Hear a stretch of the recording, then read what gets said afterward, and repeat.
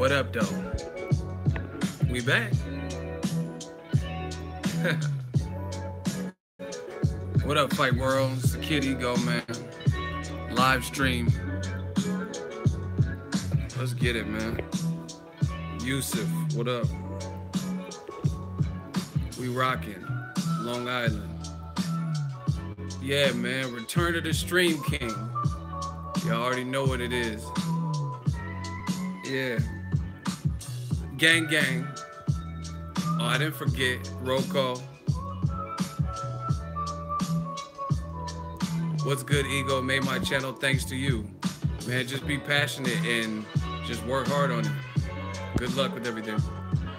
Yeah. Guess who's Bizak? Yeah, man. Someone said I got the Spanish haircut. This ain't Spanish, but for sure. Oh, it feels good to be back, though. The 49ers, we just got Jimmy Garoppolo signed to a long-term deal. LeBron, I don't know what he's going to do. But we back. The Stream King is back, man. I sat back to see what the game was doing. And I can't leave Boxing Game alone. The game needs me. So I had to come back, man.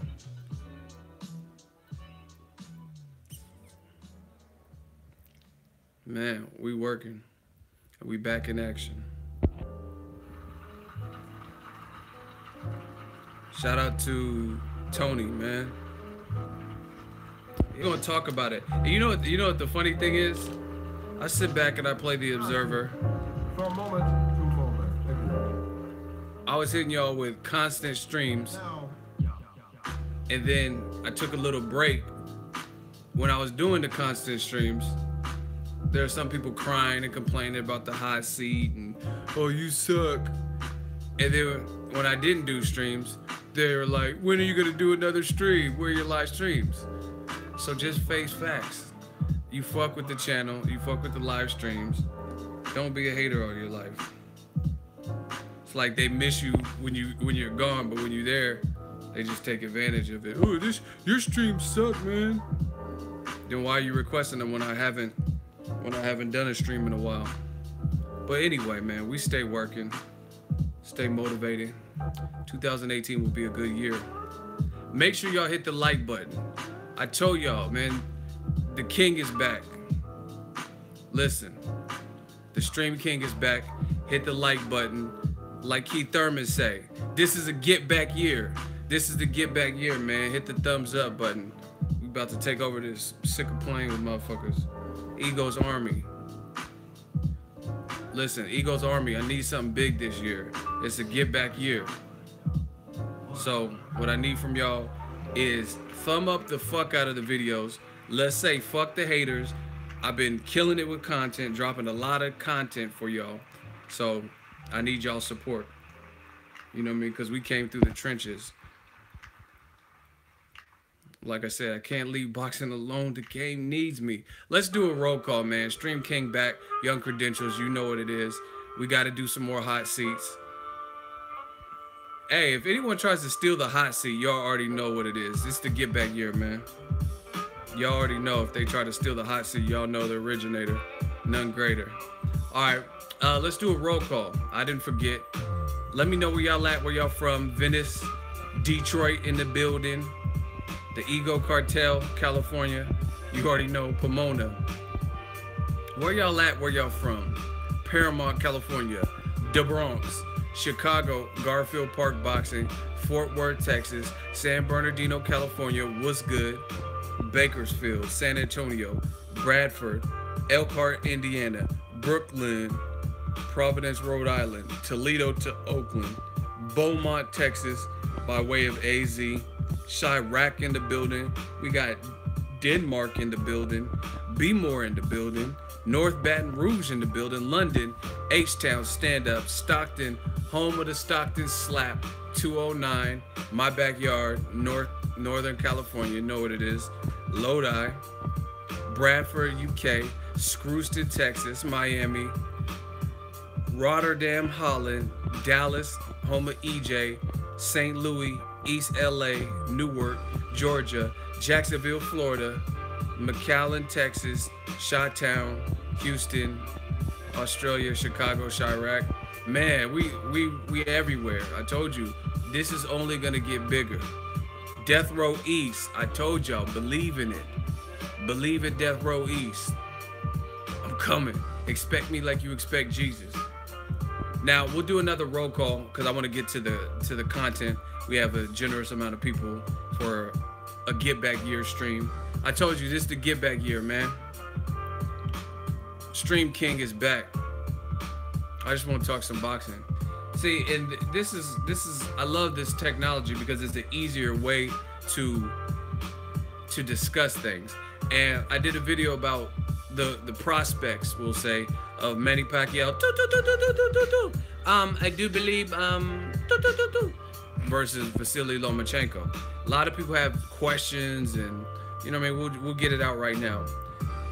Listen, one thing in boxing that I notice is people, they try to take one fighter or one situation and measure it up to the next. It doesn't work like that. You could be in the same weight division, you could be the same age, but you don't have the same career. You don't have the same struggle, the same story, the same this or that. And what I notice is people always try to compare, oh, how are you gonna give Terrence Crawford credit for beating Pacquiao, but you're not gonna give Lomachenko credit for beating Pacquiao? First of all, I know what I say because I'm there when I say it. I've never said that I would not give Lomachenko any credit for beating Pacquiao. I never once said that. I never suggested that. I never said that. I never titled a video that or anything, right? What I did say, and this is the benefit of the live stream, so you can hear it live in the flesh, people can ask questions, things of that sort.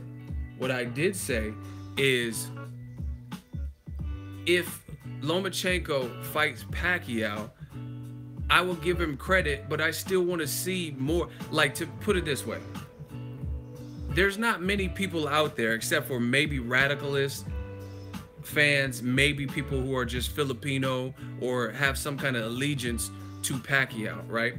There's not many people other than that that would say that Pacquiao is in peak prime shape. He just lost his last fight. A couple fights before that, he lost to Floyd Mayweather, right? So no one's really saying that.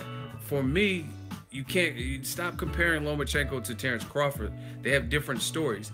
My thing with any fighter is this. Terrence Crawford has 30 plus fights. I seen him get hurt in the Gamboa fight, battle through that adversity, etc. Lomachenko only has like 11 fights and a loss. You know what I'm saying? So for me to get close to what he's being praised as from mainstream media, the Dan Rayfields, the ESPN, the HBO, beating Pacquiao is not necessarily, that's not the ticket for me. That's not the ticket to show me what he's fully capable of, because Pacquiao's like 40 years old, coming off a loss, probably gonna fight Mike Alvarado. So that, to me, there's other people that, even though they haven't accomplished what Pacquiao has accomplished. Shout out to Holland Future, $2 super chat. He got it started. He said, "Sharp hair, I miss you, fam." The Stream King is back, man. I sat back, took some time off just to chill. And the bottom line with this whole Lomachenko thing, you'll get credit for beating Pacquiao, but again, I'm not making any excuses, because Pacquiao maybe has a shot to beat Lomachenko. But at the end of the day, that's not the type. Beating older men and guys who are smaller, guys who haven't looked sensational, that can't really put you, to me, in that another region or threshold. Do you get what I'm saying? Because there's other people out there that, even though they haven't accomplished what Manny Pacquiao has accomplished, they're more in prime, more in peak, offer size advantages. If Lomachenko stands next to Pacquiao, they're probably similar in size. You know what I'm saying? Pacquiao, was he like 5'5.5"? Lomachenko might be 5'5", 5'7", or whatever. You know what I mean? So to me,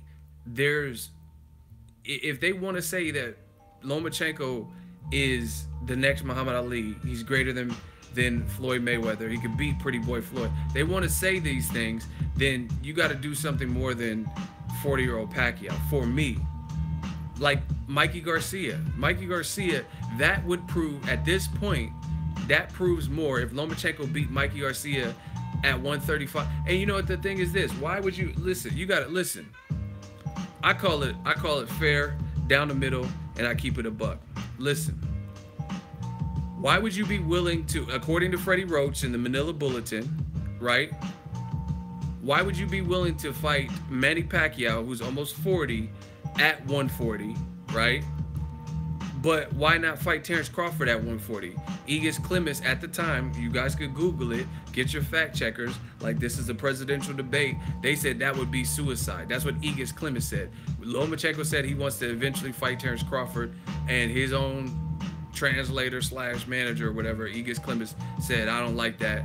That would be suicide. So why is it suicide to fight Crawford at 140, right? If you could fight motherfucking Pacquiao at 40, at 140, then why not fight Mikey Garcia at 140? Mikey Garcia is kind of playing the field in between 135 and 140. So if Mikey Garcia in March gets past Sergey Lipinets, then he's going to be a champion at 140.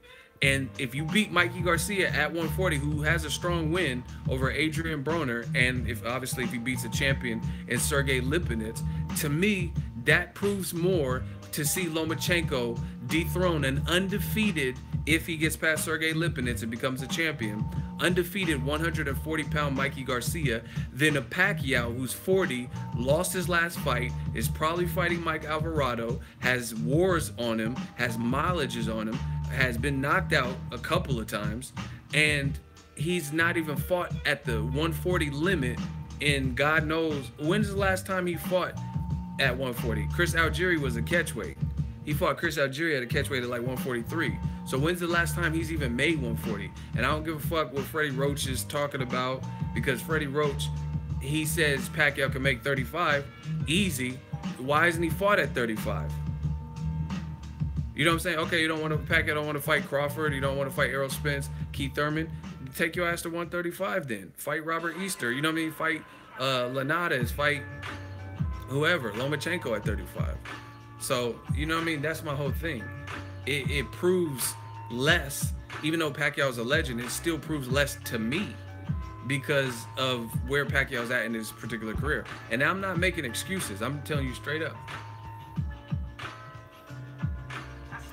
So stop comparing what I've said to what I said about Crawford. Crawford has 3 times the amount of fights as Lomachenko. Plus, I've seen him where guys had good momentum. They were champions. They were bigger than him. Victor Postal, Julius Ndongo. Name somebody that Lomachenko has fought that was bigger than him, that was a champion. No, this is kombucha. It kind of looks like peroxide bottle.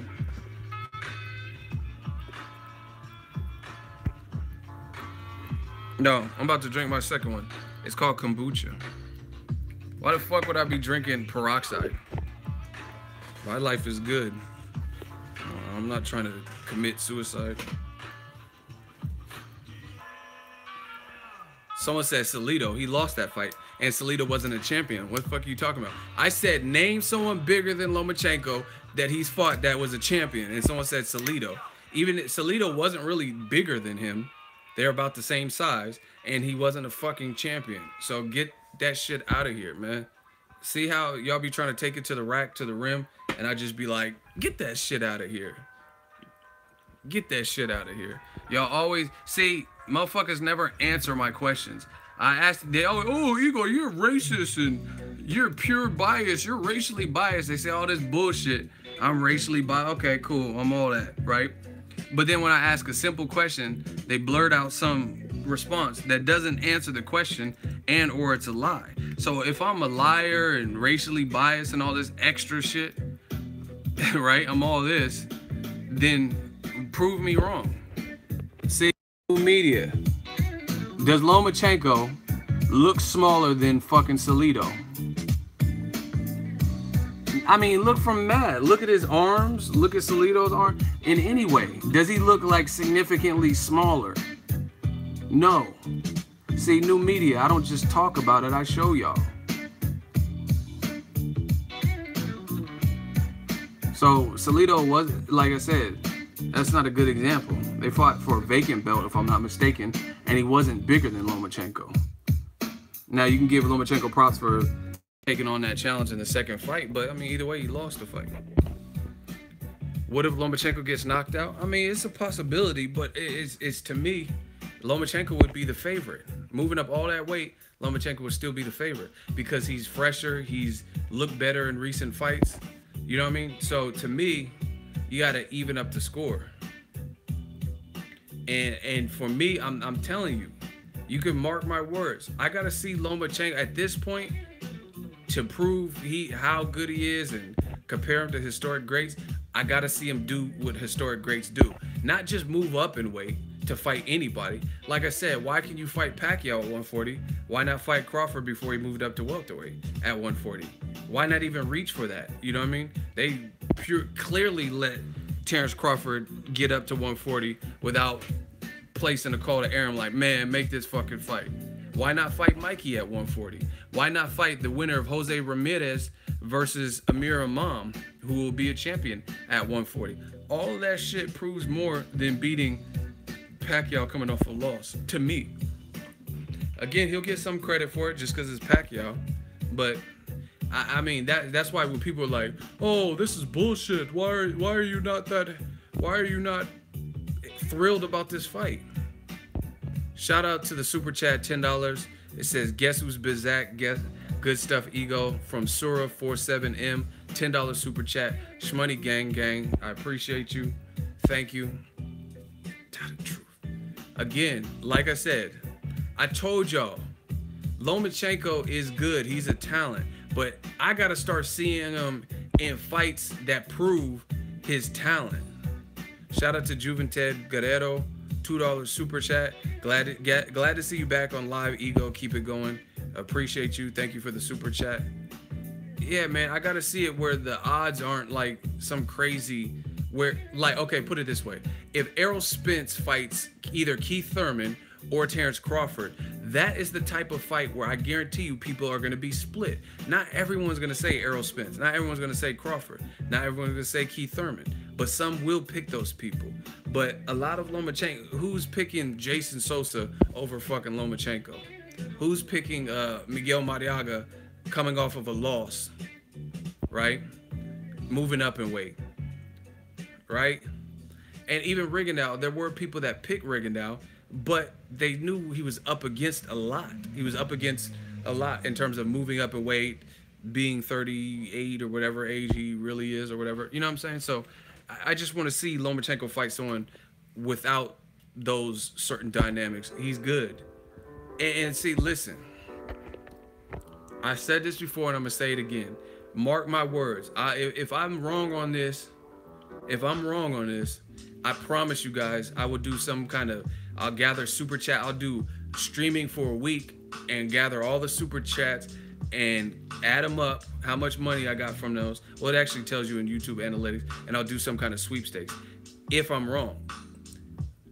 And to do the sweepstakes is simple. If Lomachenko fights somebody that I'm talking about fighting, all this Lomachenko shit will come to an end. Even if he schools him, even if he beats him, the Lomachenko shit will come to an end. You're not stopping everybody and making them quit when you're not even hitting them with brute force power like other people, right?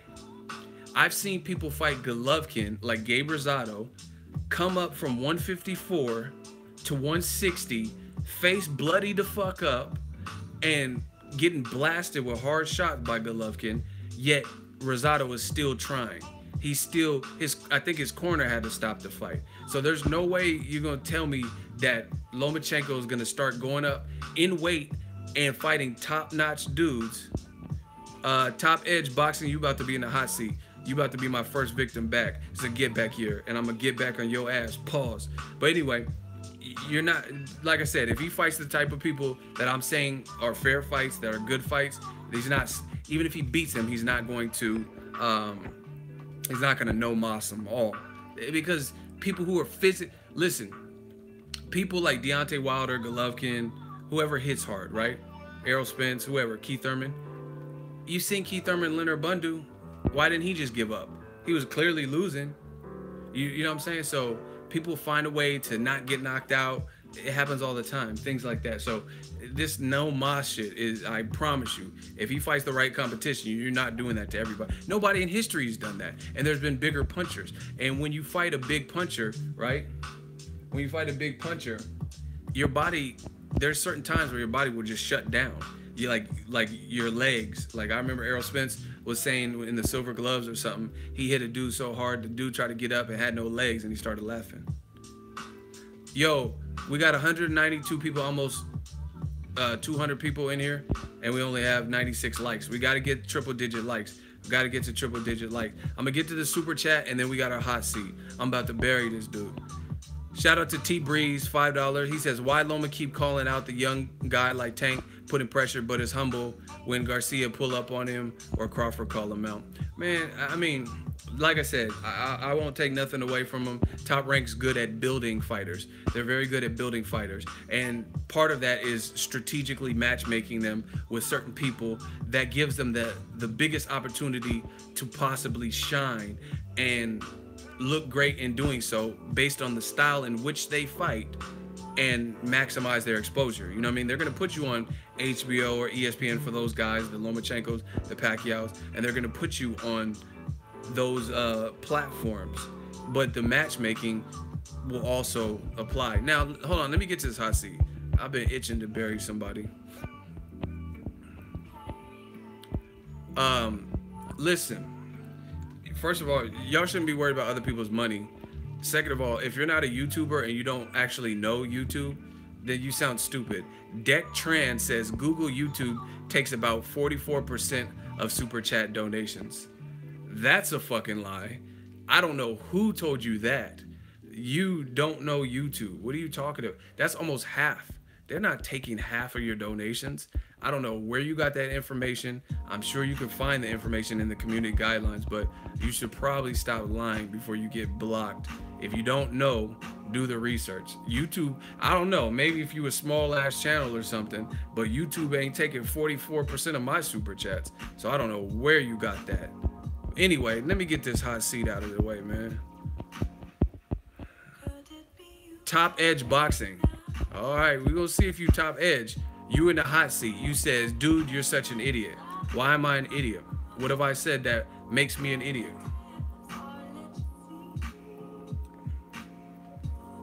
Top Edge Boxing, man.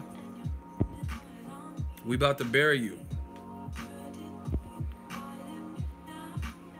If you don't know what the hot seat is, you're new, or because I've been gone for a little while, you'll find out shortly. It's easy.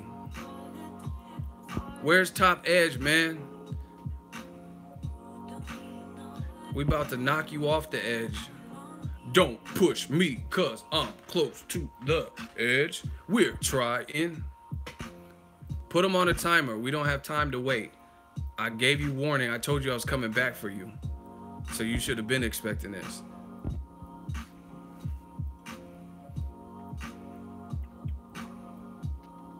Hey, one of my moderators, Top Edge Boxing, before his name disappears because we have a lot of comments, count to 15. If he has not responded by your 15 count, then block him.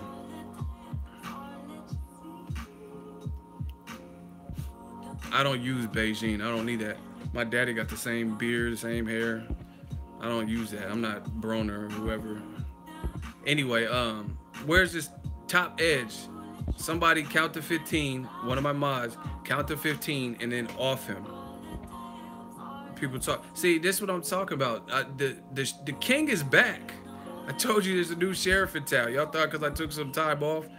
Shout out to J-Dog, man. Y'all thought because I took some time off, I forgot the particulars, how this shit works. No, I'm fresh as ever. I needed that time off. You know what I mean? Because now I'm back better than ever. You're not coming to my stream and just saying some bullshit and name calling, saying you're stupid, you don't know this, that, and the third, without proving it. Prove it. I still got the hats. I had to clean the door. You know what I mean? It was getting dusty. The hats were making it collect dust, so I took it down. And it broke, so I probably got to get another hat thing. Anyway. Lomachenko, and see, this is actually, it's actually, if you really think about it, people, oh, you hate Lomachenko. It's actually a props to him. I'm saying he's good, but I want to see how good he is. And I know he's better than C-level fighters and Miguel Mariaga. So now I want to see him elevate the competition. You know what I mean? He has some good names on his resume, but just look at it. I'm not gonna break down his whole resume, but Orlando Salido, good name, you lost. Nicholas Walters, good name, coming off a draw and a year-plus layoff where he got fat as fuck in his offseason. Rigondeaux, good name, 38, 2 weight divisions under. Once he fights somebody that's undeniably equivalent or equal, then he'll get all the props in the world. And if he's that good, then no one should be mad at what I'm saying, and you should just be pushing for it. I think Mikey Garcia is the perfect candidate. If he beats Sergey Lipinets and you're willing to fight fucking Pacquiao at 140, why not fight Mikey at 140? Y'all both been calling each other out. You know what I mean? If you can make 140 for Pacquiao, who I know Mikey can make 140 because he's gonna have to make it for Sergey Lipinets, and he made it last year for Broner. You know what I'm saying? I don't know what Pacquiao is gonna look like at 140 because I don't even remember the last time that he's even made the flat 140. You know what I mean? So that's just, these are cold hard facts. Tell me the last time Pacquiao fought at 140. 140. That's what he weighed in as. And I know he's small. He probably can make it. I don't know. But can he? See, motherfuckers get this game twisted. It's not just about making weight. It's making weight and performing at that weight. Broner made weight versus Mikey Garcia. But guess what? He didn't perform at that weight. You know what I'm saying? He didn't look good in the Mikey Garcia fight. So it's not just, oh, I hit the digits on the scale. It's how do you look at that weight? When he fought Ricky Hatton, how the fuck long ago was that? That was, he ain't knocked nobody out since Cotto, which was in 2009, and I know that off the top of my head. The Ricky Hatton fight happened before Cotto, so you do the math. It happened either 2009 or before, and we're in 2018. So 9 years ago is the last time he's been at 140. That's what I'm saying. There's people out there at 140. Regis Prograis versus Victor Postol. The winner of that, the winner of Jose Ramirez, who fought Lomachenko in the amateurs, and it was a tough fight, versus Amir Imam, and also Crawford before he moved up from 140. If you could push, you know what I mean, called him out and all that, right? So those fights are more telling. They're really more telling to me than Pacquiao.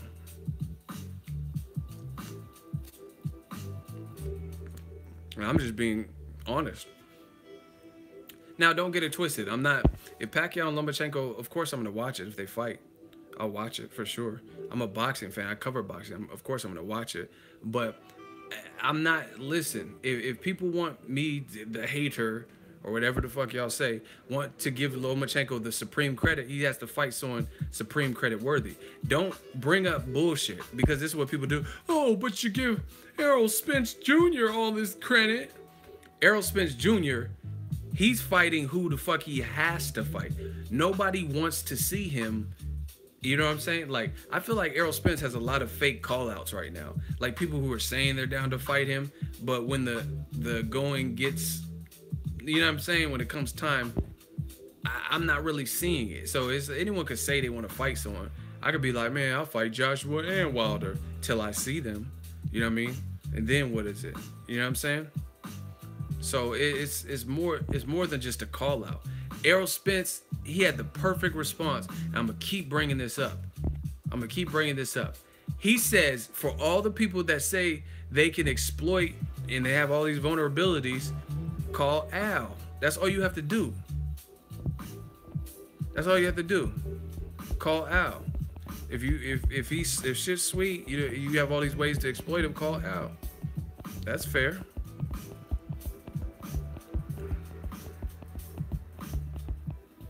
Hold on. Loma beat two-time medalist, gold medalist in Rigondeaux. Please, John Smith, go somewhere. Are you John Smith from Pocahontas? Is that who I'm dealing with? John Smith or John? Oh, what's his name? John Davis. I don't know. I thought it said John Smith. But anyway, yes, he beat a two-time Olympic gold medalist. But the thing is, we all know the advantage. The advantage. He's a two-time Olympic gold medalist as well. You know what I'm saying? And he was 2 weight classes under. These are facts. This is not like just something people are like fabricating. These are facts. So even the people who picked Rigondeaux, they thought he could do something maybe he couldn't do, right? And then it was apparent when they actually fought. It's a prediction. People get them wrong. But it doesn't change the fact that that's the reality of the situation. Listen, if Terrence Crawford, let's say Lomachenko has one fight at 135, and then he jumps up to 147, and Terrence Crawford, a black fighter, stops Lomachenko and makes it not even like a vicious stoppage, but just pummels him a little bit and then forces him to retire, right? How much credit do you think the mainstream media and those same fans would give Terrence Crawford? Right? How much credit would they give Crawford for that? Terrence didn't even go to the Olympics, to my knowledge. So that would be a non-Olympian fighting a two-time Olympic gold medalist. And we know they wouldn't give him much credit if Lomachenko, let's say Lomachenko fought Beltran and beat him at 35 and immediately jumped up to 147 after Crawford most likely beats Jeff Horn. You're not going to give oh, fuck, Crawford's a fucking beast. Because you know how I know? Because y'all full of shit. You know how else I know? It's because people didn't even want to give a good name on Crawford's resume is Yuriorkis Gamboa, and they tried that bullshit. Oh, Gamboa was just too small. They used the size thing for a Gamboa. He's a gold medalist, and then they use that to discredit Terrence Crawford. So let's keep it all the way funky. Let's keep it all the way funky. You would not give Crawford credit. Period. You wouldn't give him credit for it. You'd be like, oh, he did what he's supposed to. When's he going to fight Errol Spence? When's he going to fight Keith Thurman? That's what you motherfuckers would say. Julio Gonzalez, who says race bias? Who's racial bias or whatever? I'm about to body you. We about to put you in a race bias. Julio Gonzalez, who's racially biased? You tell me who. Say my name. Oh, I thought, see, y'all better let me know who y'all talking to. Man, y'all would not give Crawford credit, period. I already know. He wouldn't get credit.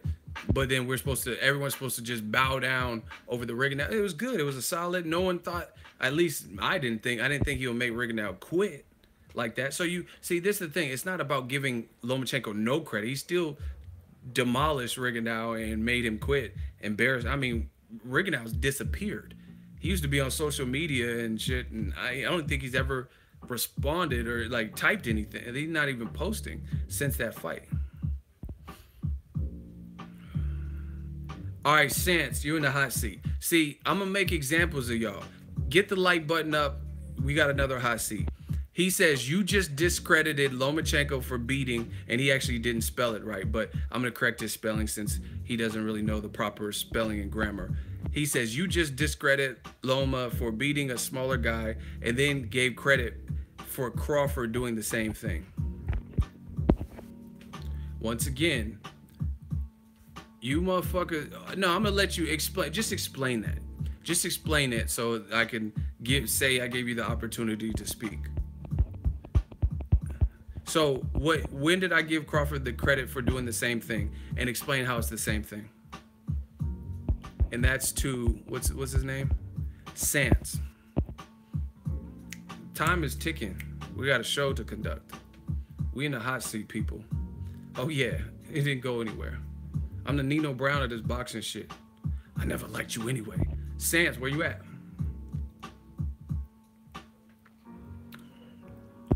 So how did I do compare? Tell me what I compared and how it's the same thing. That's all you have to do, because that was your initial comment. 2018, Mo bodies. I promise that.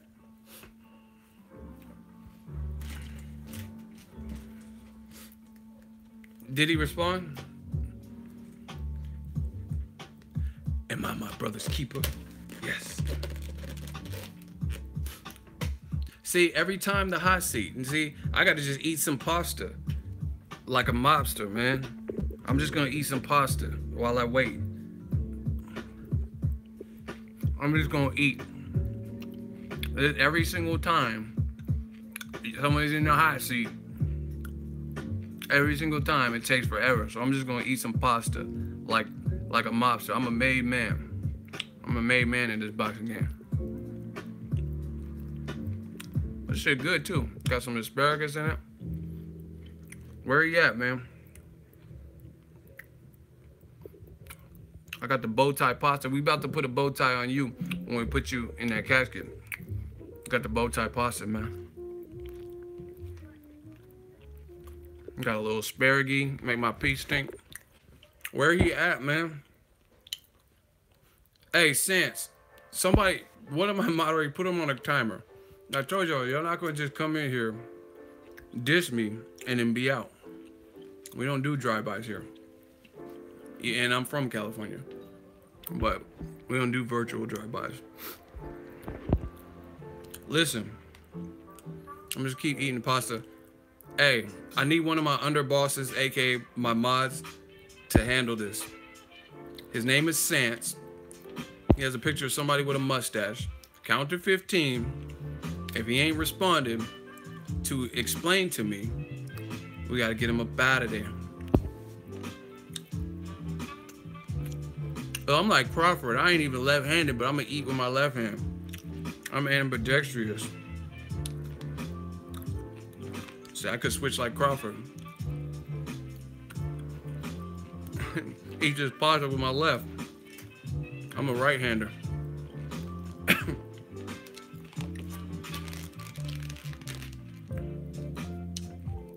Yeah, he got Nacho Libre in his picture. Thank you. Shout out to J-Dog. I told y'all, who want wreck? Who want action, man? I'm always a bad guy. And all you gotta do is prove me wrong, and they disappear. We had 2 unsuccessful hot seats because they cowered out and didn't want to speak to the point that they already made.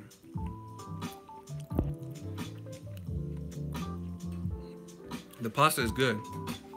You got a little bit of olive oil, some spinach, asparagus.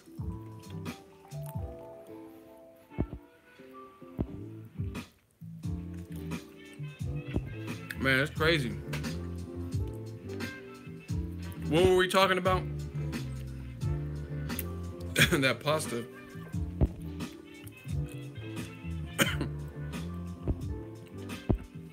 What was the conversation?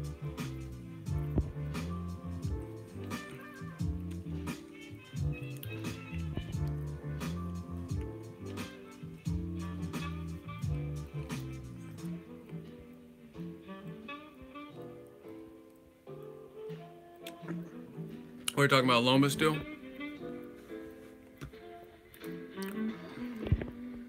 Yeah. Shout out to the person that just sent $10. Rob sent $10.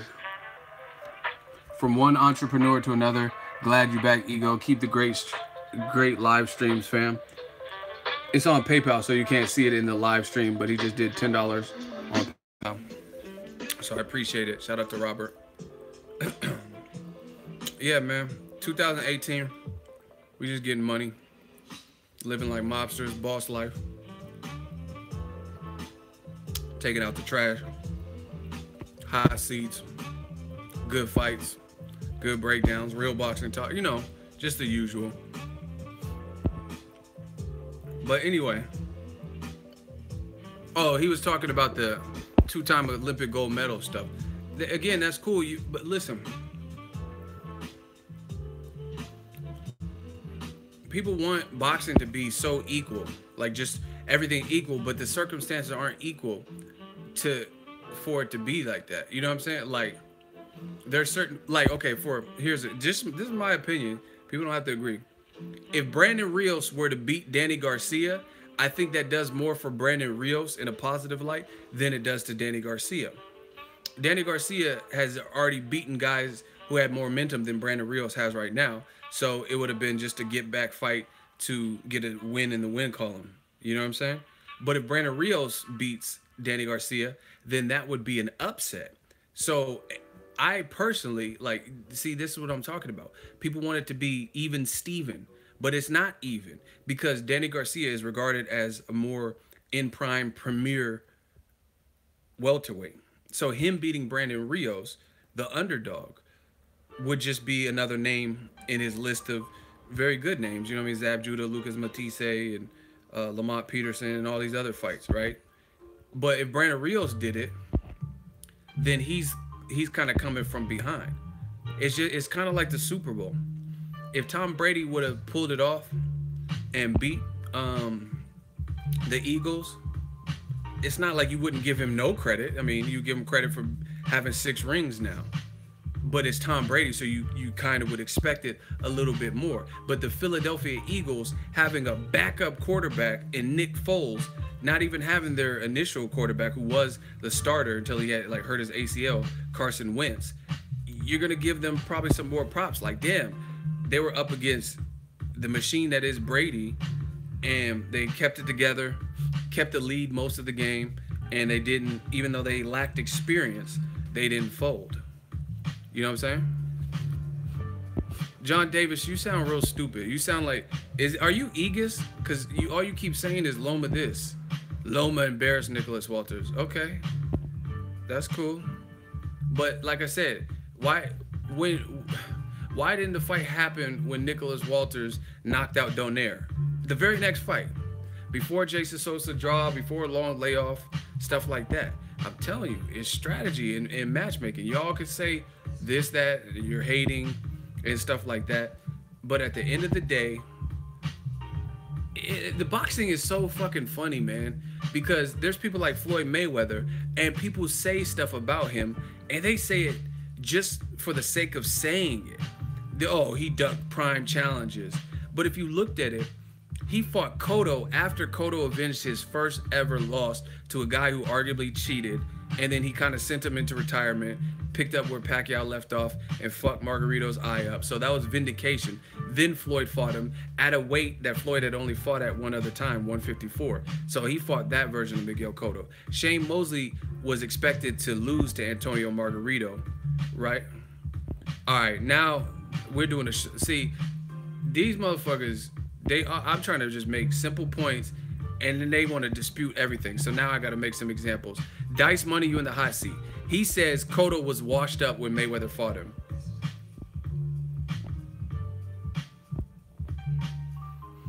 Okay, now you're in the hot seat because you're saying stupid shit. Dice Money, we about to dice your ass up like some pineapples. Hot seat, everybody get your popcorn, man. Let's get it. How was Cotto washed up when Floyd fought him? If as I just mentioned, which is all factual, he was just coming off the Antonio Margarito rematch where he busted up his eye and forced a stoppage to the guy who arguably cheated. Hot seat. So explain with your diced ass. Explain that. Explain how he was washed up. See, that's what fake boxing fans try to do. They don't like Floyd or whatever, so they find ways to discredit the victory, just like they do with other fighters nowadays that they don't like. Once again, another hot seat, and the person kept leaving consecutive comments.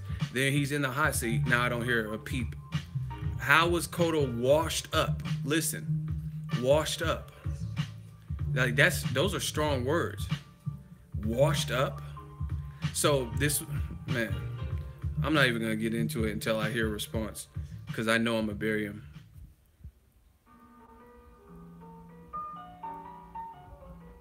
Come on, man. Where is he at?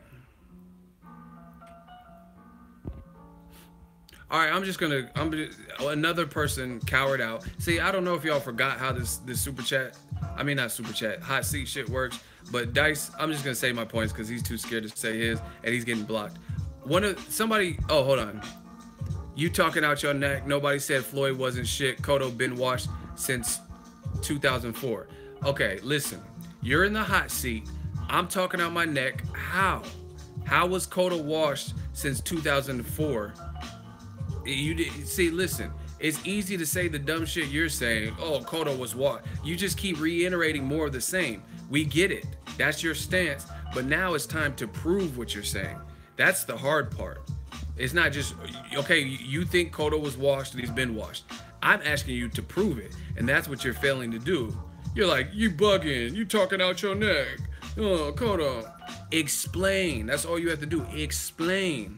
Explain to the people. That's all you have to do. You keep telling us, see, that's how I know when they don't have a point, because why would you keep reiterating your initial stance? Cotto was washed. Cotto been washed since 2004. We get it. You feel he's washed. Explain. That's all we're asking you to explain it.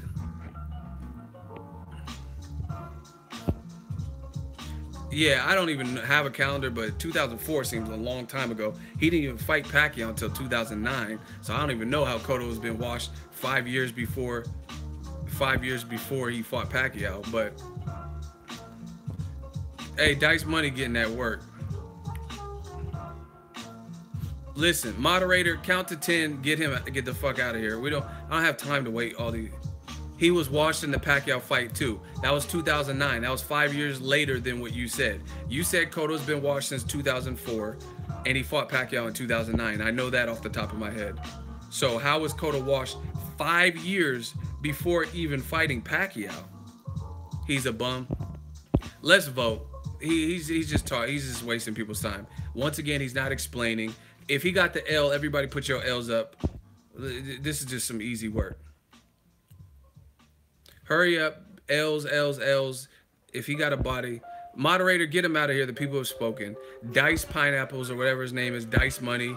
Or go back to dicing your money because you ain't talking about shit and the fans voted you off the island. Yo, one of my moderators, get him.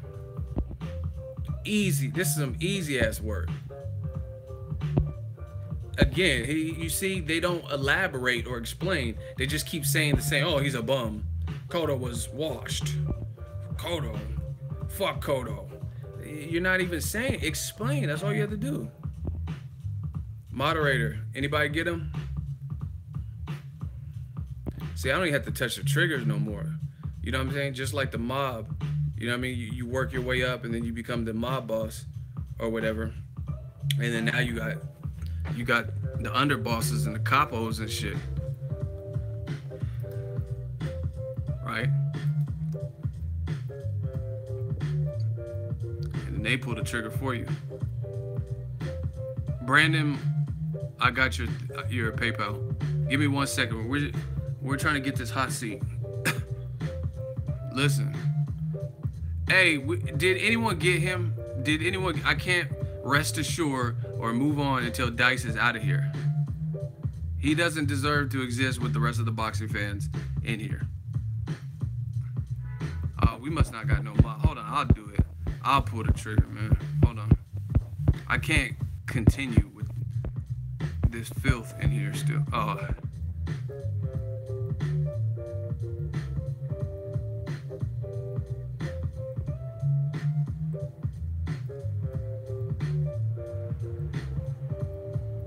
Hey, what the hell?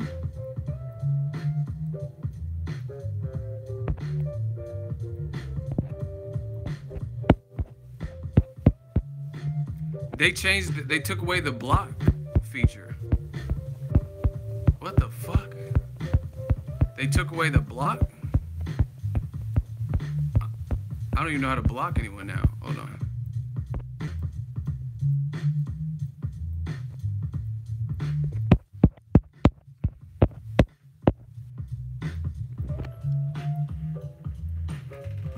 I don't know. It looked like they took it away. Anyway, we got another chat from Brandon. $2 super chat.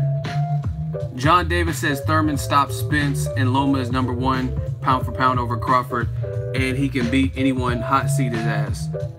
All right, man. See, that's bad when people are paying money through the super chat and PayPal forums just to see a body. They're paying for me to execute you. John Davis, where are you at? Step up like a man. You've been putting stupid shit. The fans don't like it. Now people are paying their hard-earned money to see me body you.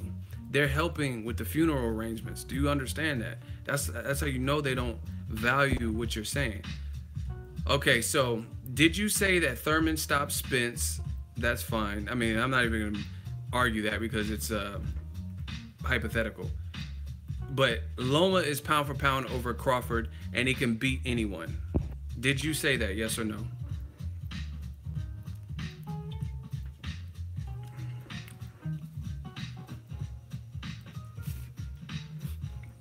And actually, for the sake of timing, if you did say it, please start explaining to the audience why you feel that way.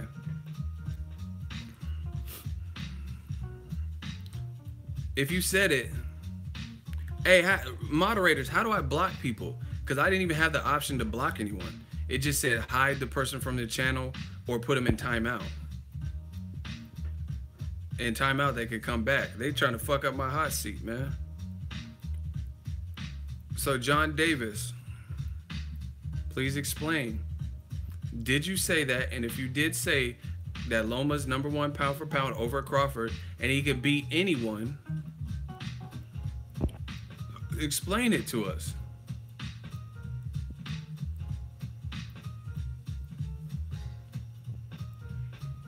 And if you said that, you're already a casual. What do you mean? How you gonna just say he could beat anyone? So he could go up to and beat Deontay Wilder? Even though Wilder's 6'7" and Lomachenko's like 5'7", he could just go up. Loma is, in my opinion, too fast and too skilled for the top guys in those divisions. What divisions? You gotta. I want to know what division. So where's his top off point? So how far can he go? What division? So what's his max division? You said he could beat anyone. So he could beat anyone up to what division? That's my question.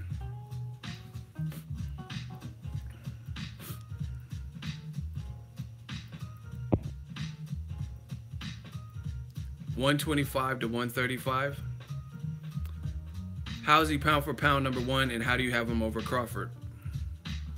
He switched up. He said it was 140. See how they have to switch up? I don't switch up shit I said. I just say it and let that shit ride. Listen, man, hurry up, John. You're wasting people's time now. And see, this is the thing. This is why people don't respect your opinion. There's no guarantee that he beats Linares, even if he's the favorite. And there's damn sure no guarantee that he beats Mikey Garcia at 135. You can say all day that he'll beat him, but why are you not pushing for the fight? You're probably happy if he fights guys like Miguel Mariaga because you're not a real fan. You're a fanboy. You're a fan. You're a man fan. You're a fan of another man. That's what that means. Because why would you know what I'm saying? Why would you not want to see if you know your fighter is invincible or he could beat everybody and all this? Why would you not want to see that? And there, again, there's no guarantee that he beats Linares and Mikey Garcia and Robert Easter. And once again, this is how we know when we're dealing with man fans. Loma over Crawford because Loma beat Rigondeaux, and after he beats Pacquiao, it's a case closed. Okay, you're just getting ultimate L's. See, this I'm just gonna body him real quick.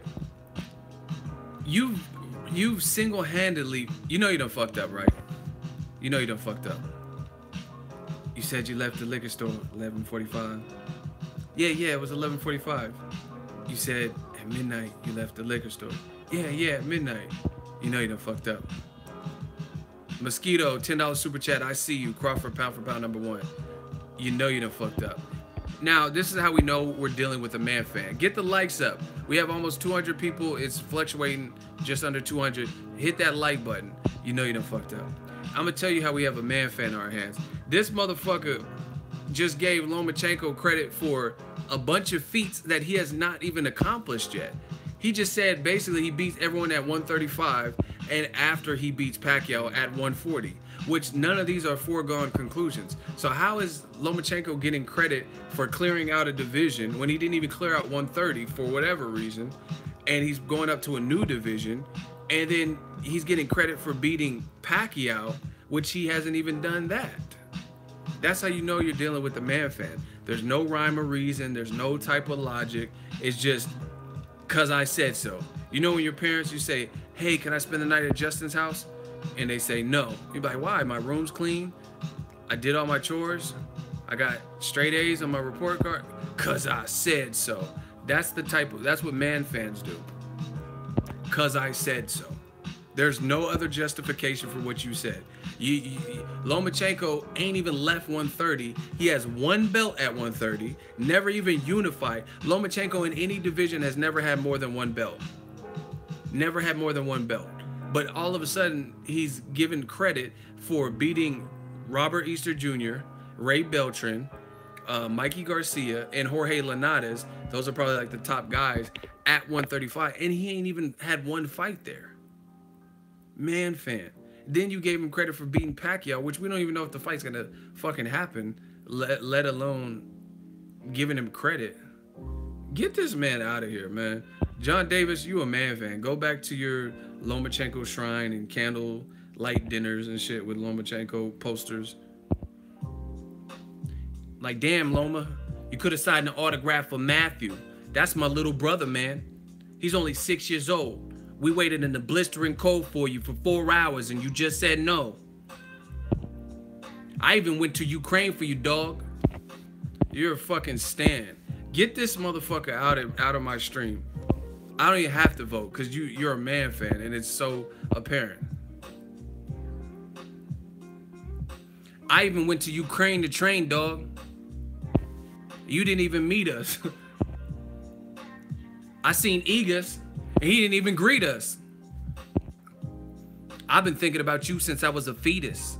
Ayo. Don't have me freestyle. Get this fucking stand out of here. Yo, one of my mods, get him out of here. His name is John David. How are you a stan? You're a man fan. What do you mean, how are you a stan? You just gave him credit for 6 things he hasn't even done yet. Man, these dudes sound crazy. And see, when this shit is funny, man. And all the time, when I bring shit back to reality, I'm the bad guy, and I'm the hater. I hate everybody. Hold on, yo.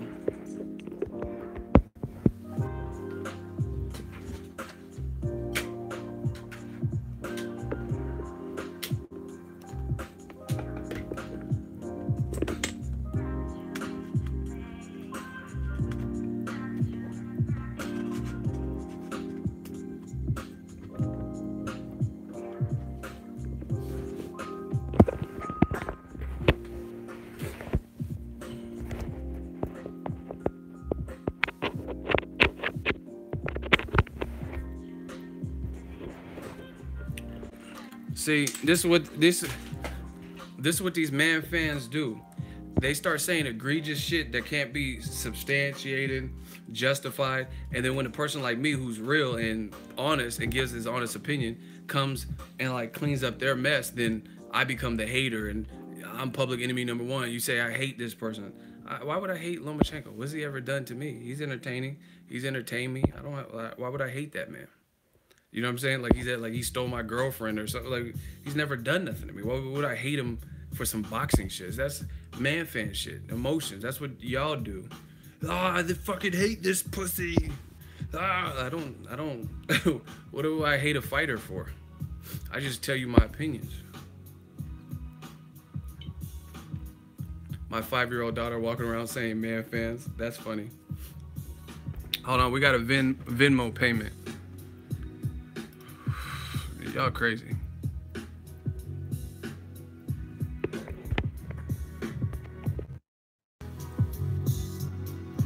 Shout out to the Venmo, man. Said, what's good, Fighter IQ, formerly Fight Nerd. What are your thoughts on Joey Spencer fighting on the undercard, Danny Garcia Rios? Also, I watched some of the interview, Mayweather Gym, people saying Lopez said he made Devin Haney quit in sparring. Do you think it's true? I don't even know who Lopez is. Who's that? Shout out to the $5 Venmo. I'm not sure who Lopez is, so I don't really know about that. Joey Spencer, I have an appointment with Joey Spencer, so y'all gonna hear from him firsthand. I mean, that's my little brother, so I'm happy for him. I knew about this well before, because I'm real cool with his family and his dad, his mom, his brother. So I knew Joey Spencer was turning pro, and I don't want to put too much of his business because I don't know what's, what can be released.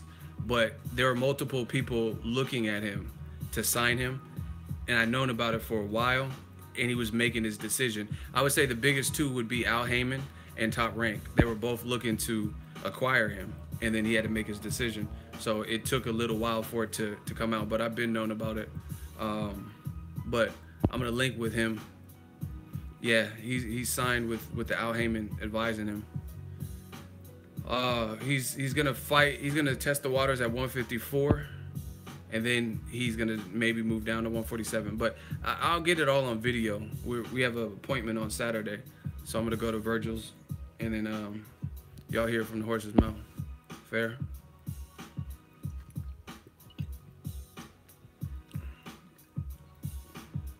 Ego, you heard what Wilder said about AJ percentage? No. Juventud Guerrero, $2 super chat. Ego, I've been holding it down. Can I get mod status? Yeah, I recognize you. You got the juice now, Juventud.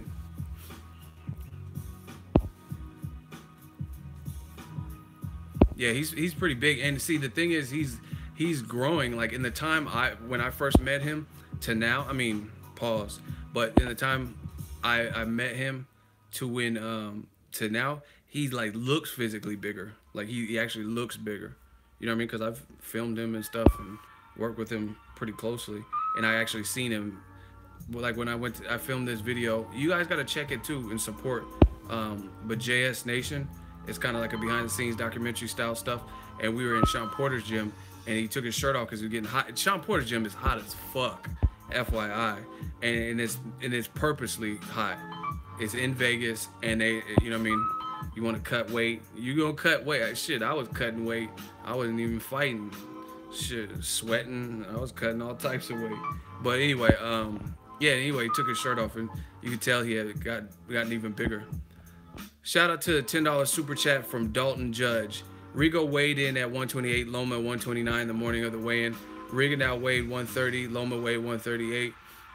Rigondeaux was maxed out weight-wise. Loma was probably 140, 145 by the time. Smaller fighter, 15 pounds. Yeah, man. I mean, it is what it is with the Lomachenko Rigondeaux shit. Bottom line, like to make a long story short, Rigondeaux was smaller. Only people getting mad at that is people who are like probably usually radical Lomachenko fans to the point where they don't want that added into the equation, even though it's absolutely true.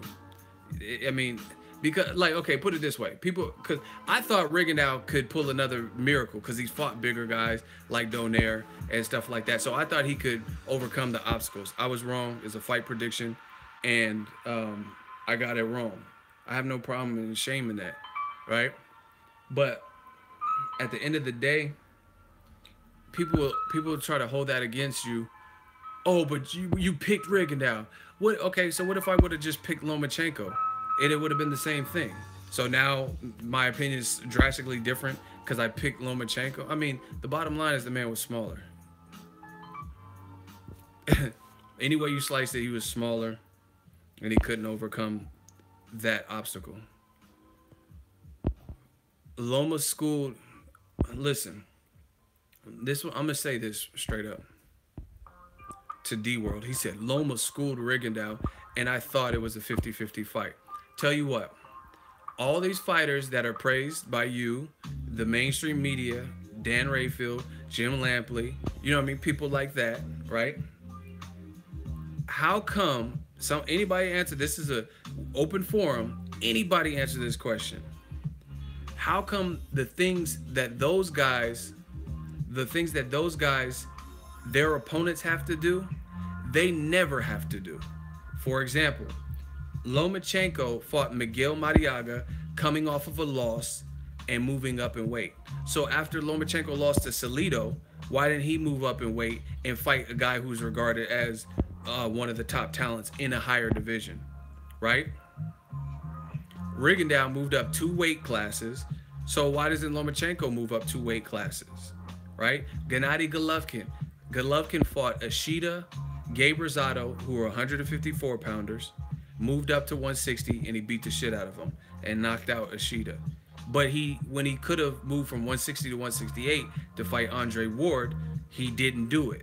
And he just allowed Andre Ward to call him Lil G and then go up to another division and cement his legacy by fighting and beating Sullivan Barrera and Kovalev twice, right?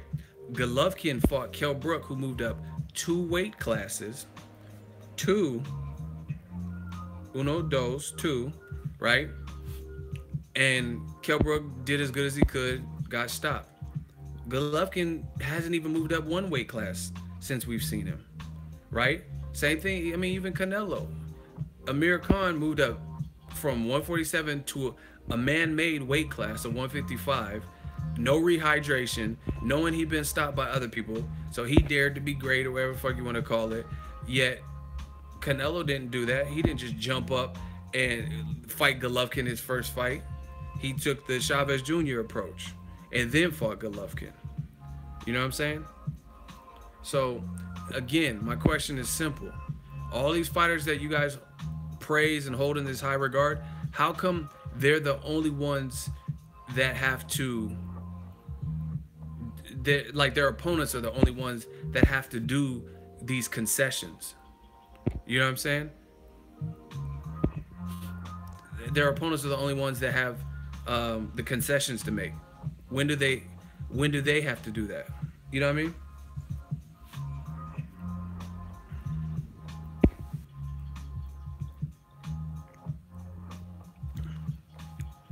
Triple G Duck Ward has the emails. I interviewed Joey Spencer. He's seen the emails. See, Ward is a cool dude. He's not gonna gloat and put him on blast and, like, you know what I mean, TMZ it and like trash talk. But I know other people too that have seen the emails and know the situation personally. Triple G wasn't no parts of Andre Ward. So that's what I'm saying. Like, Kell Brook can move up 2 weight classes and people make fun. Your eye, man. Golovkin fucked up your eye. Okay. Well, what happened if Golovkin moved up to 175 and fought top guys, the #1 middleweight? I mean, Triple G, listen, Triple G, see, and this is why I don't even like talking boxing with a lot of people. People, they're so emotional that they don't think with realism. Like Adonis Stevenson, he's a good fighter, but he hasn't really fought since Chad Dawson. He hasn't really fought the names of people we want to see him fight. I give you that. You know what I mean? I think he could have fought Andre Ward. He should have fought Kovalev.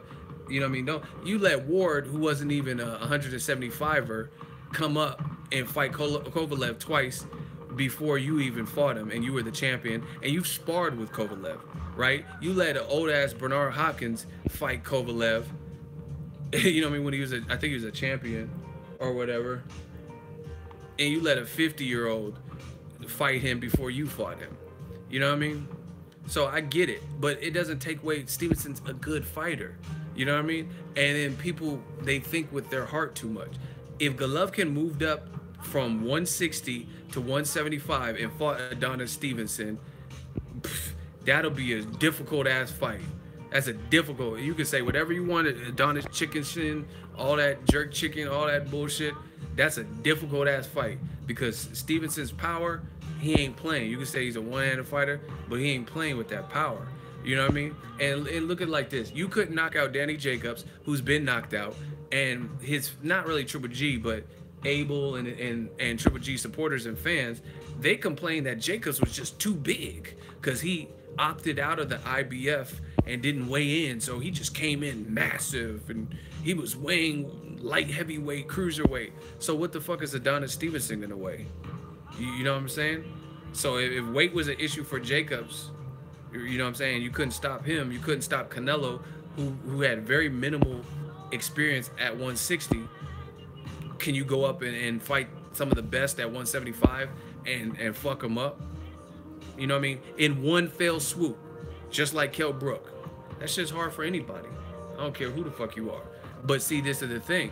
Those fighters that are in the limelight or the, you know what I mean, old media praises, they never hold those fighters to those standards. They never say, Golovkin, Kell Brook did it, now you do it. You jump up 2 weight classes and fight Adonis Stevenson. They rather just call Adonis Chickenson. Adonis probably would take a Golovkin fight because he'd be like, probably be like, man, that dude's too small for me. You know what I mean? There, everyone's talking about, oh, but Rigondeaux, he was 2-time medalist. He quit. He fucking quit. Okay, let's see Lomachenko jump up and fight Crawford. 1 fight at 135 and then move up to 47 after Crawford-Horn and fight him at 47. You know what I'm saying? And you wouldn't ask that of Lomachenko. Keep it all the way funky. You wouldn't ask him to do that.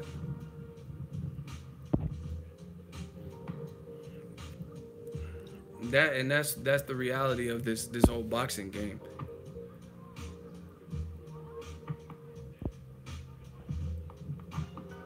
I can't really comment on Wilder. Wilder said he'll take 30 to 70 split. I never heard that, so I don't really want to spend too much time on that unless you can tell me some sources.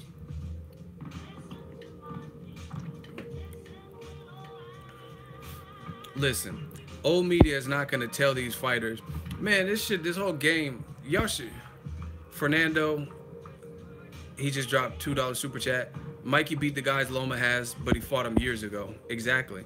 And see, Mikey never got the credit for it. Like people maybe had him at the tail end of the top 10, but they never said he was #1 pound for pound. And he beat the Rocky Martinez's and shit. And he actually beat Salido, who Lomachenko lost to. You know what I mean? It's all politics of the game. Politics, straight up, man. Mikey Garcia's step up. I remember watching the fight. You know what? This is how good my memory is, and y'all can correct me if I'm wrong. If I'm not mistaken, I remember little small shit for some reason.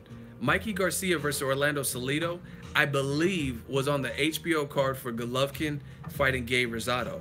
So it was like, that's back when HBO had like cool cards, you know what I'm saying? Where you had 2 good fights to look forward to, right? And that was a dope HBO card. And I remember people had a lot of questions for Garcia because that was his step up at the time. Beat the shit out of Salido. And I don't care, oh, he was coming strong. Well, he should have did it earlier because he got knocked down 4 times and he was getting fucked up. All that second wind is what if, shoulda, coulda, woulda shit. He should have started earlier, you know what I mean? Because he got knocked down 4 times, didn't go away, and then he headbutted his man. So if you had such a second wind, you should watch how you swing in your big-ass bald dome to not break his nose. And then we could have had a traditional outcome. You dig?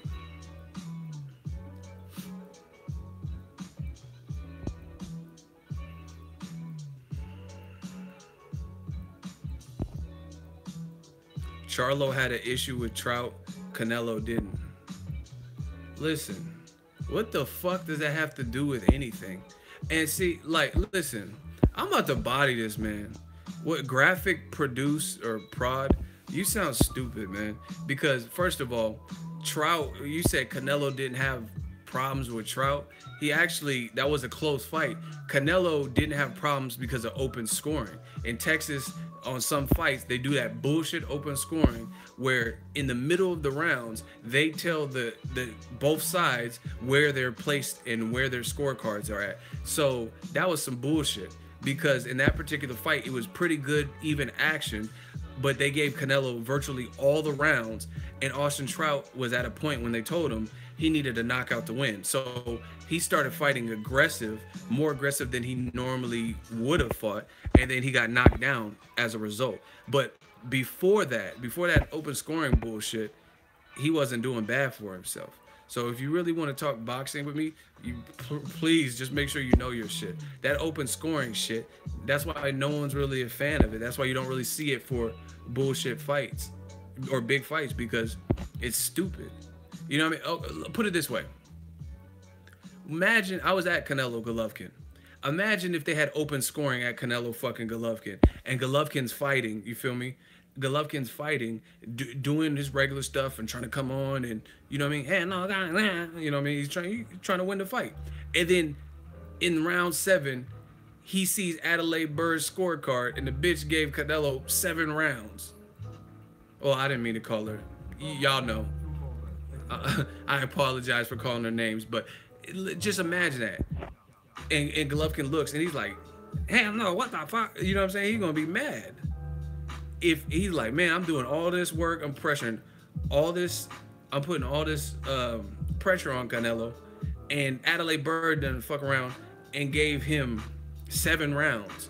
So of course he's gonna have to change his strategy. He's gonna really go for the knockout, which could open him up to counters and shit like that. Man, that's why this open scoring is some bullshit. That would only piss you off as a fighter. Golovkin looking and seeing that he's down 7 rounds in a close fight because Adelaide Bird was playing tic-tac-toe, scribbling on her card. Man, get out of here. Golovkin, hey, no, yeah, right. Like, Golovkin, they got you down the first 7 rounds. Yeah, no, yeah, right. He'll be hot. Anyway, if y'all gonna argue boxing with me, make sure y'all do it correct, because I know my shit, especially with contemporary shit since I've been covering boxing. But yeah, man. And you know, speaking of Canelo, we could talk about that too.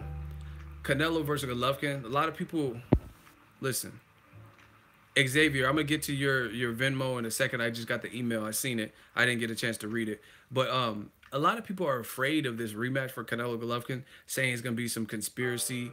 Listen, I don't believe in that. I don't believe it. Like, that's like lightning striking twice in the same spot. I don't believe in it for the simple fact that they would be dumb as fuck, whoever is behind it or whoever is appointed to Canelo Golovkin, knowing all of the controversy from the first fight and scoring particularly. They'd be dumb as fuck to get another inept, dumbass person on the judge panel and have some more super controversy. So I'm not really fearful of robbery or crazy scorecards, because again, it would be so obvious. Like, if let's say Golovkin does even better and he's piecing Canelo up, but there's no knockout, and then it's the same type of scoring, then people are going to know what it is. They're like, okay, there's some corruption here or something, because it happened again. So that's one thing. The other thing is, I think whoever wins it, Canelo or Golovkin, I think they're going to win it more convincingly. It's very, listen to me. And if y'all want to test, I told you I'm the stream king. We could go line for line and listen. When there's been immediate, listen to this, everybody listening, in fights in recent memory, when there's been an immediate rematch, you usually see someone pull away. Who wants to test? Meaning, you usually get more clarification in an immediate rematch and see the adjustment. Ward Kovalev, first fight could have went either way, very close. Second fight, not so much, right? Not so much. You've seen clear separation. Kovalev wasn't never able to hurt Ward like he did in the first fight. Mayweather-Maidana, immediate rematch. Maidana, aside from that punch at the end of the third and fourth round, he didn't really do shit. And he was getting hurt to the body. So you've seen the separation. So a lot of times, just the fighters themselves are going to create that. Oh, that's George C. See, shout out to my boxing fans, man. This is what I love. He said Roman Gonzalez and Roman Chocolatito Gonzalez versus Sor Rungvisai. Another great example. All that controversy from the first fight of who won and Rungvisai lost. Rungvisai was like, okay. Ah! And he was killing Chocolatito's body. So, again, most examples that I can think of recently where there's an immediate rematch, you usually don't even, it's not even the same as the first fight. Even Leo Santa Cruz versus Carl Frampton. The first fight was the fight of the year. I was at the second fight. It wasn't necessarily as good as the first fight. It was solid, but you seen Leo pull away with the fight. You get what I'm saying? It wasn't like the first fight. The first fight was just like bow, bow. You know what I mean? And then you seen Leo Santa Cruz was like, fuck that. I'm not going to war with this dude because he can counter and he can move well. So I'm just going to box him, use my height and stuff like that. And that's what I've usually seen. So be it Canelo or be it Golovkin, I really see it being a little bit more clean as to who's the victor. I really do. That's what history has showed us. Yep, Froch versus Groves. See, shout out to my real boxing fans. Yeah, Froch fucked Groves up in the second one. With that knock, his leg was all folded. I thought he was doing yoga. Shout out to Groves, though. He got a big fight. Chris Eubank, World Boxing Super Series. Be there.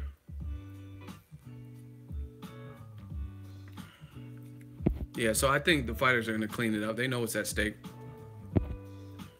Mayweather Castillo, that's a easy one to reference. That's a good one though too. Hold on, we got another Venmo payment. Shout out to Xavier, $5 Venmo, man. Xavier says, keep it real, ego. Don't stop educating these man fans. First, man, what music do you have on your live streams? I need that playlist on Boxing Talk. Why do you think Ali didn't give Foreman a rematch after Rumble in the Jungle? Peace, man. A producer made me just a compilation of like instrumental.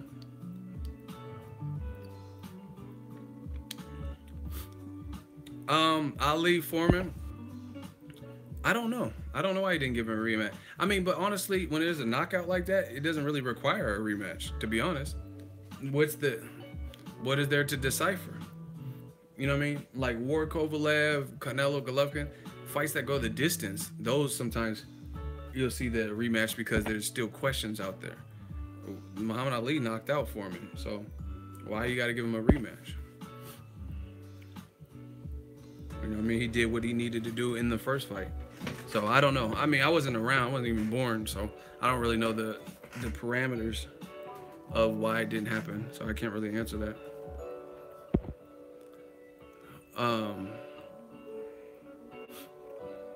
Yeah, man. I'm enjoying the live stream. It's been a minute. Thank y'all for coming back. Thank you for the Venmos, the PayPals.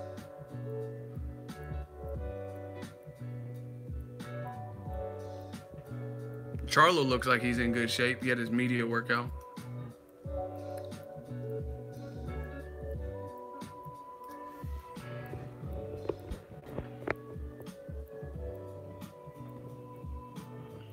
Yeah, man, we got some upgrades coming. I'm gonna try some different things. I don't know how I'll set everything up. Ego, thoughts on Oscar Valdez? I like Valdez. He follows me on Instagram. Cool dude. He liked one of my posts today. Cool dude. I like his energy. He can scrap. He's the only Mexican American to two-peat and go to two different Olympic games. Shout out to D World, $2 super chat. Good show tonight, bro, and good bodies. LOL. Thank you for tuning in. Oscar Valdez, just my thing is his last fight with that Filipino dude on that top rank, I think, an Arizona card. Stop fighting for the crowd. That's just the only thing. He made that fight harder than it needs to be because he had speed. His combinations were looking good and fluid, but he started fighting for the crowd and he ended up getting dropped. Even though he dropped his opponent, you don't do that. You know what I mean? So hopefully he learns from experiences like that. Fight for the crowd gets you fucked up. You know what I mean? For the cheers and because they're booing and all that. He made that fight harder. He was clearly more experienced. He was clearly superior hand speed and faster and shit. And he let it be known that the guy was kind of in it. And see, this was as a champion, his division's pretty stacked. Featherweight got some people. They got some motherfuckers. The Gary Russell, Jojo Diaz Jr., Frampton, Donaire, Leo Santa Cruz, Abner Mata. You know what I mean? It got some people. So if you want to get those big ass fights, you got to show separation from guys like that. As a guy who had no real experience like that, and to give the appearance of that he's in there with you, if you can avoid it, then do it. You know what I'm saying? And I think he could avoid it because I think he could have clearly outboxed dude and maybe even got a stoppage if he just started off with that mentality. So that's my thoughts on Valdez. But I'm looking forward to the Scott Quick fight. I mean, that shows you Valdez is a true warrior. You know what I mean? Because that's not an easy fight. Quick got power. So I think that's a good fight. That Genesis dude had a crazy chin. Yeah, some dudes is just tough, man. They can take that work. I mean, in my opinion, I really feel Gary Russell Jr. is the man to beat at featherweight. To me, he's the best. With Lomachenko out of the division, I think Gary Russell. But I mean, if he fights Joseph Jojo Diaz, then that'll be good. That'll be a good fight.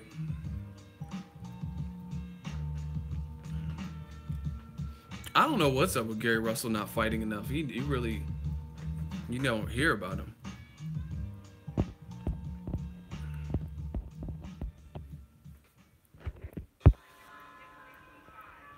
Hey, how do I block people?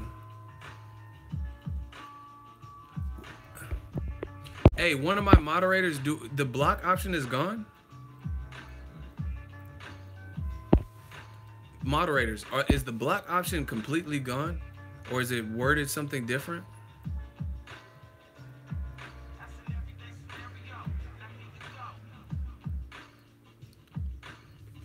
Remove? Why? I wonder why it doesn't say block anymore. I like when it said block. Because remember, I used to be like, block. Anyway, whatever. Graphic is blocked. But does it show y'all? Does it show y'all removed him? Because I didn't see nothing pop up. I just removed the dude. Like I didn't see no message.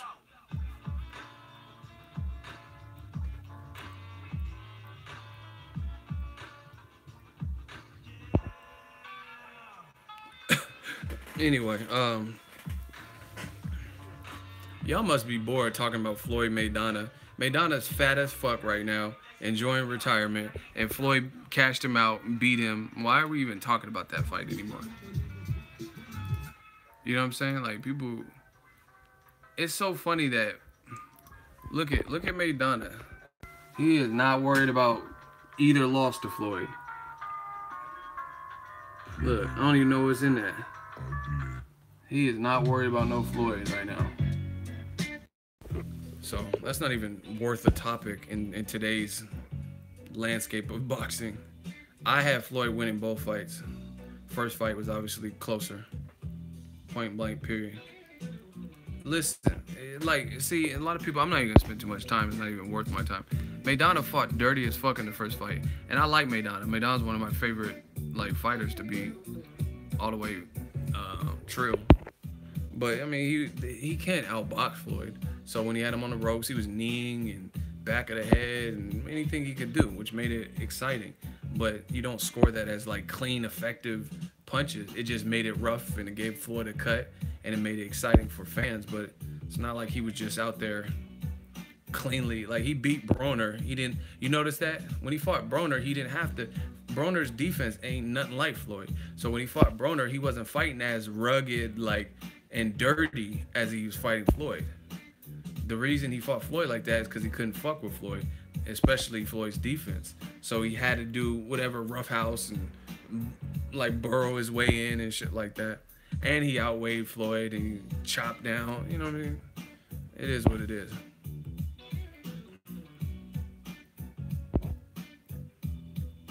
You see the Garcia interview about fighting Spence. I told you, what I tell y'all? I told y'all in 2017 at the end what my motto was for 2018. J-Dog know it. J-Dog, what's the motto? Let's see if he knows. What's the hashtag motto? 2017 was tell the truth What's the new one for 2018? J-Dog, no. See, look. Shout out to my moderator. Let's see it. If if Danny Garcia wants to fight Errol Spence, let's see it. Like, I'm done. There's nothing to talk about in these situations. You know what I'm saying? Let's see it. Ain't nothing to talk about. Like, you can boil it down and break it. I mean, let's see it. Errol already said the perfect statement. Anybody that feels I'm an easy fight or vulnerabilities and flaws, call Al. Danny Garcia is real cool with the Watson twins too. You know what I'm saying? So he definitely got a direct line to Al Heyman. Like, you know what I mean? He doesn't even have to call Al Heyman. He could probably just tell the Watsons.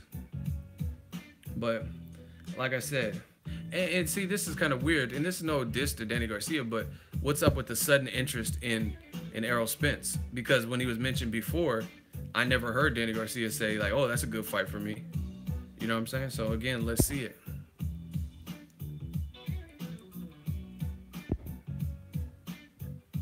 That is what it is. So I said it. I feel like a lot of people fake call out Errol Spence Jr. You know what I mean? They don't want to be in that Keith Thurman boat where everyone's saying Keith Thurman is scared, so they don't want to not acknowledge him. Like Amir Khan said he'll fight him. Danny Garcia recently said he'll fight him.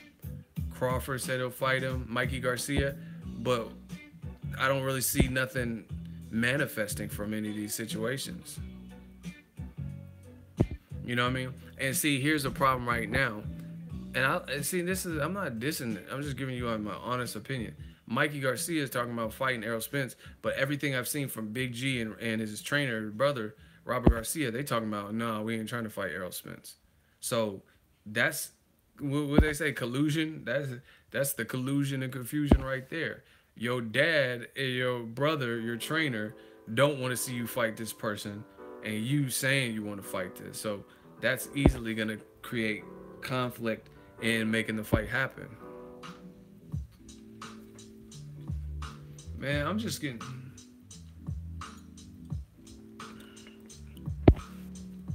Another thing is, like, I'm sick of, like... There was a point where that Cold War shit was hella annoying. Like, the Top Rank not working with Heyman and stuff. I'm trying to get past that. And I seen Billy Joe Saunders did an interview, and he's talking about if Danny Jacobs really wanted to fight me, he wouldn't have signed to Eddie Hearn. That's some bullshit, man. Like, straight up. I gave Billy Joe Saunders all the credit in the world for the David Lemieux performance. I like that he's been trash talking, calling out Canelo Golovkin. I give credit for all that. But this is where the buck stops here. When you're talking about if he really wanted to fight me, he wouldn't have signed to someone. That's a chicken shit excuse to me, because for the simple fact of you can't control another man's destiny. That man, Danny Jacobs, I know him personally. He got a family. He has probably places and residence and mortgages, car notes and stuff like that. So he got an offer for whatever from Eddie Hearn. How you gonna control that man's destiny and say, oh, you shouldn't have signed with him if you really wanted to fight? That's bullshit. If they made Mayweather Pacquiao with all the dilemmas and trash talking, and Floyd said Bob Arum owed him money, arguing over if it's going to be on HBO, if it's going to be on Showtime, arguing over drug testing, percentage splits, then there's no fight in this current era that's even remotely as big as Mayweather Pacquiao because of the time in which they came up. Pacquiao was a bankable star. Floyd was a bankable star. They were both doing million-plus pay-per-views. Billy Joe Saunders ain't no pay-per-view attraction. Neither is Danny Jacobs. But Danny Jacobs has at least been on pay-per-view. I don't remember Billy Joe ever being on a U.S. pay-per-view, you know what I mean, as the main event. So either way, it's a great fight for boxing fans. But that's not no massive Transformers, you know what I mean, Avengers, Infinity Gauntlet, you know what I mean, Infinity Wars type blockbuster fight to the point where they shouldn't be able to handle promotional differences. So all that, I'm not trying to hear that. Frank Warren and Eddie Hearn don't work together. Man, fuck all that. If y'all really want to fight, y'all can fight. Because none of them fights are even remotely as big as Mayweather Pacquiao. Period. and they finally got it done. So I thought that was a BS excuse, talking about Danny Jacobs shouldn't have signed to Eddie Hearn if he wanted to fight me. You can't control that man's money and his business move. You know what I mean? That just sounds stupid. That's like somebody, I owe somebody money or some shit, and then I'm like, oh, you shouldn't have had your checking with Chase. You should have used Bank of America, and then I would have paid you back. Like, you know what I'm saying? Motherfucker, pay me back. It don't matter what bank I have. What are you talking about? Should have used Wells Fargo if you really wanted your money back. Like, nah, you gonna give my money back. So that, I didn't like that from Billy Joe Saunders. And it made him look bad. You fighting fucking Martin Murray, man.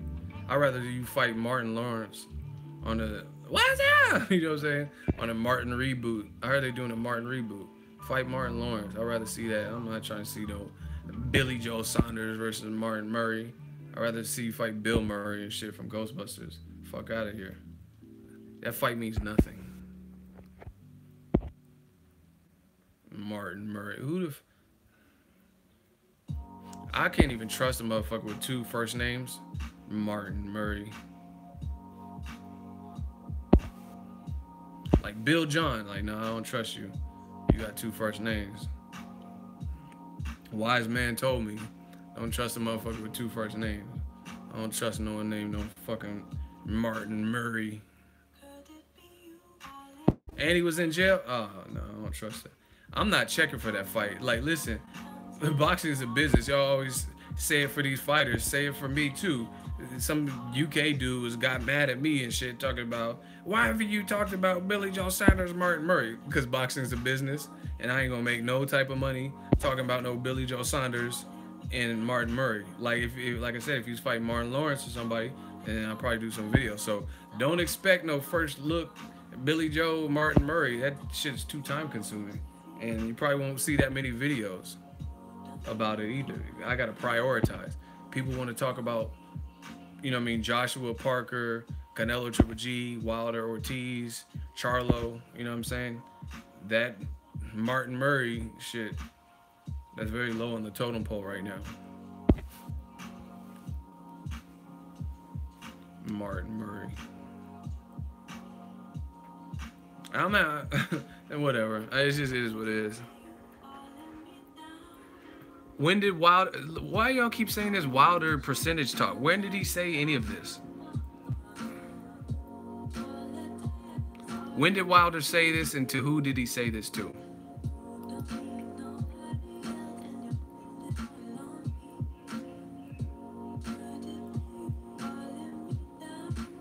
What did he say to ES News? I didn't see it. See, that's all. Y'all think I be lying. I don't be watching boxing channels like that on YouTube. I did when I first started, but I'm too busy. I'm in the game. I don't always want to be on YouTube.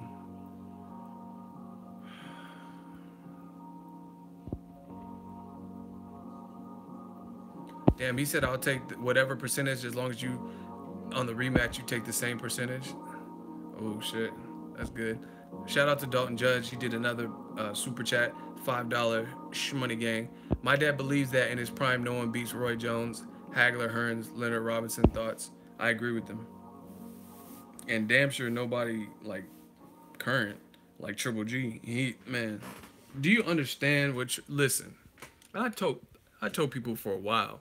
Then people were trying to tell me Triple G would beat Roy Jones. Fuck no.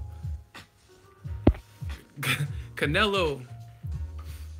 Let me. I know I know a lot of people are like politically correct, so I'm just gonna say it. Not to stereotype, but Canelo has his fighting style. He's aggressive, but portions of his fighting style is closer to an African American style than it is Mexican style. You know what I mean? That's why everyone, like Team Triple G, keeps saying this shit about, oh, I thought he was Mexican and why did he run so much and stuff like that. That's why they're saying that type of stuff. So Canelo is not African American. You know what I mean? and he's just trained and probably idolized certain people. He said he liked Muhammad Ali and some other people and stuff like that. So he's just developed his style. But his style is it really, especially defensively, has like a level of slickness. But it's kind of a makeshift African American style. Like meaning, if you look at the slickest African American style, I wouldn't say Canelo would be as slippery as them. You know what I mean? But he's still good and he's still slippery. And the biggest portion of it is because he got the feet in cement. You feel me? He got feet in cement and he can't really move his feet like that, right? And with a makeshift like African American style, he gave Golovkin all he needed. What is Golovkin gonna do to Roy Jones Jr., who could have power in both hands, speed out of this world, naturally was like a good size and muscular, athletic as fuck, could just jump in and man, Golovkin, that would be a horrible fight. That would be a horrible fight for Golovkin.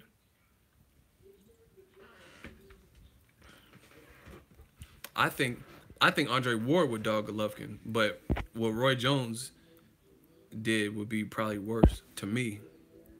But I mean, it's just a fantasy fight, so there's no way to prove it. I mean, Roy said it recently. He's like, James Toney's a hell of a fighter, but you see what I did to him. Same thing with Bernard Hopkins. Man, Triple G, I just can't see it. I can't see it. He's too slow. And see, like, and I'm not... He clearly has power. But you see when he stepped up in competition, his power, the rating of his power was taken down. You know what I'm saying? The power they made it seem like he had, I told people, Golovkin, listen to me. Golovkin, that's why when people are saying he's Mike Tyson, he don't have Mike Tyson power. He doesn't have, I said this particularly too, so that Mike Tyson comparison was always stupid. Plus Mike has head movement and he was athletic and like compact and a lot of times shorter than his opponents, where a lot of times Golovkin is taller than his opponents. You know what I mean? Minus Jacobs maybe. And Ashita, who's a 154 pounder. But anyway,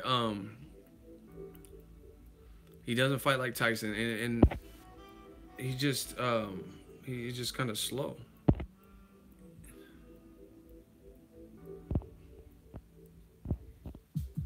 No middleweight has Mike Tyson power, dumbass. Nobody said that shit. You about to get blocked because you sound like a fucking idiot. No one's saying heavyweight power, you fucking moron. I'm saying the same level of power per capita. Nobody's saying that he had heavyweight power. And truth be told, let me school you real quick, and then I'll block you. Truth be told, when he came out the gates, Abel Sanchez was putting a lot on Golovkin's power, talking about, oh yeah, he knocks out cruiserweights. Oh, he knocks out light heavyweights every day. You know what I'm saying? So truth be told, they were making it sound like he had damn near heavyweight power, talking about cruiserweights just under it. Cruiserweights just under it. Mr. Globs, thank you for getting this bum out of here. He talking about, nobody says he hits like Mike Tyson at heavyweight. You fucking idiot. Like, you're the idiot. Nobody's comparing. I'm saying per capita. Like I said, he doesn't even have Julian Jackson type power. He's strong. He hits you, he can hurt you, but it's not. Julian Jackson hits you, your head looks like you're gonna die. Like a Pez dispenser. That's different. I don't even think Golovkin has Wilder power to be perfectly trill. Who is Golovkin? Name an adequate sized, good level person that Golovkin just obliterated with a single shot.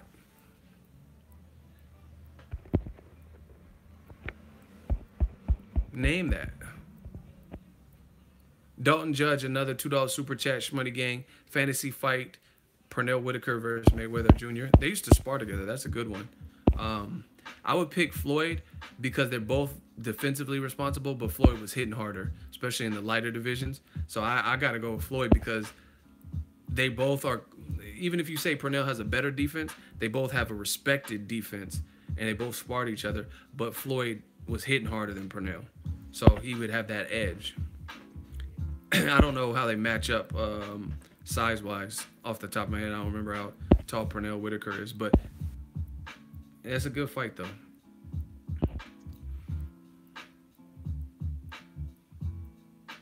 when Roy knocked out that African and the African, or like how Roy moved up and fought. What is it, Richard Hall, the dude with the dreads that was look way taller, and then he was clowning around and putting his hands behind his back. Man, Roy was a beast. Oh, Whitaker is only 5'6". See, that's what I'm saying. In a good fight close like that, you have to look at every intangible and then like start measuring up. They both have good defenses, even if you think one person's defense takes away or takes off from the other person's defense. They both have respect. It's not like Floyd is a bum in the defense department. You know what I'm saying? What else y'all talking about? Charlo says he's gonna knock out everyone until Golovkin and Canelo fight him. What y'all think about that? Who's the man at middleweight?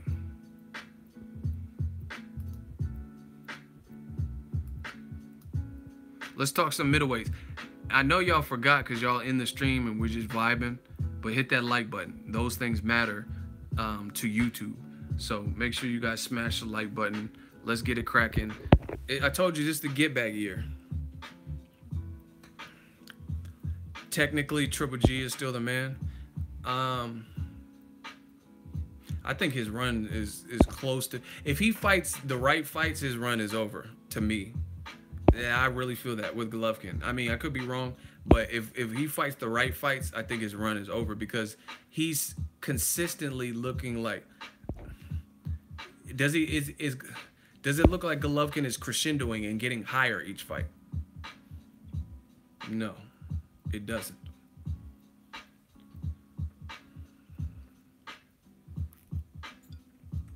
The other thing you got to look at with Golovkin, I'm just trying to tell y'all, with fighters that fight like him, Golovkin, he has one of the top chins in boxing.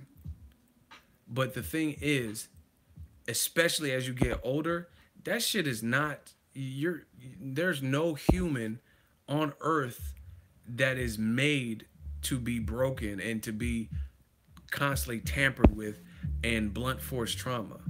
It doesn't matter how strong your chin is. You're not supposed to just be taking flush shots. Like that's why I mean, even like Brandon Rios, no disrespect, but I was listening to an interview and it sounds like kind of like a slurred speech impediment. You know what I mean? You hear that with certain fighters. That's because they've been fighting their whole fucking life and they develop little, you know what I mean, speech impediments and, you know what I mean, like people say, punch drunk and all that. So there's nobody who's meant to get bludgeoned. So I really don't see Golovkin's style having longevity in the game because you're not walking through everyone's shot. You walk through Canelo. Canelo threw a hard ass shot and it looked like the shot that knocked out Amir Khan, but he's not a super acclimated 160. He has good power, but he's not, you know what I mean, he hadn't acclimated. But you're not walking through everybody's shot. It's just not gonna happen.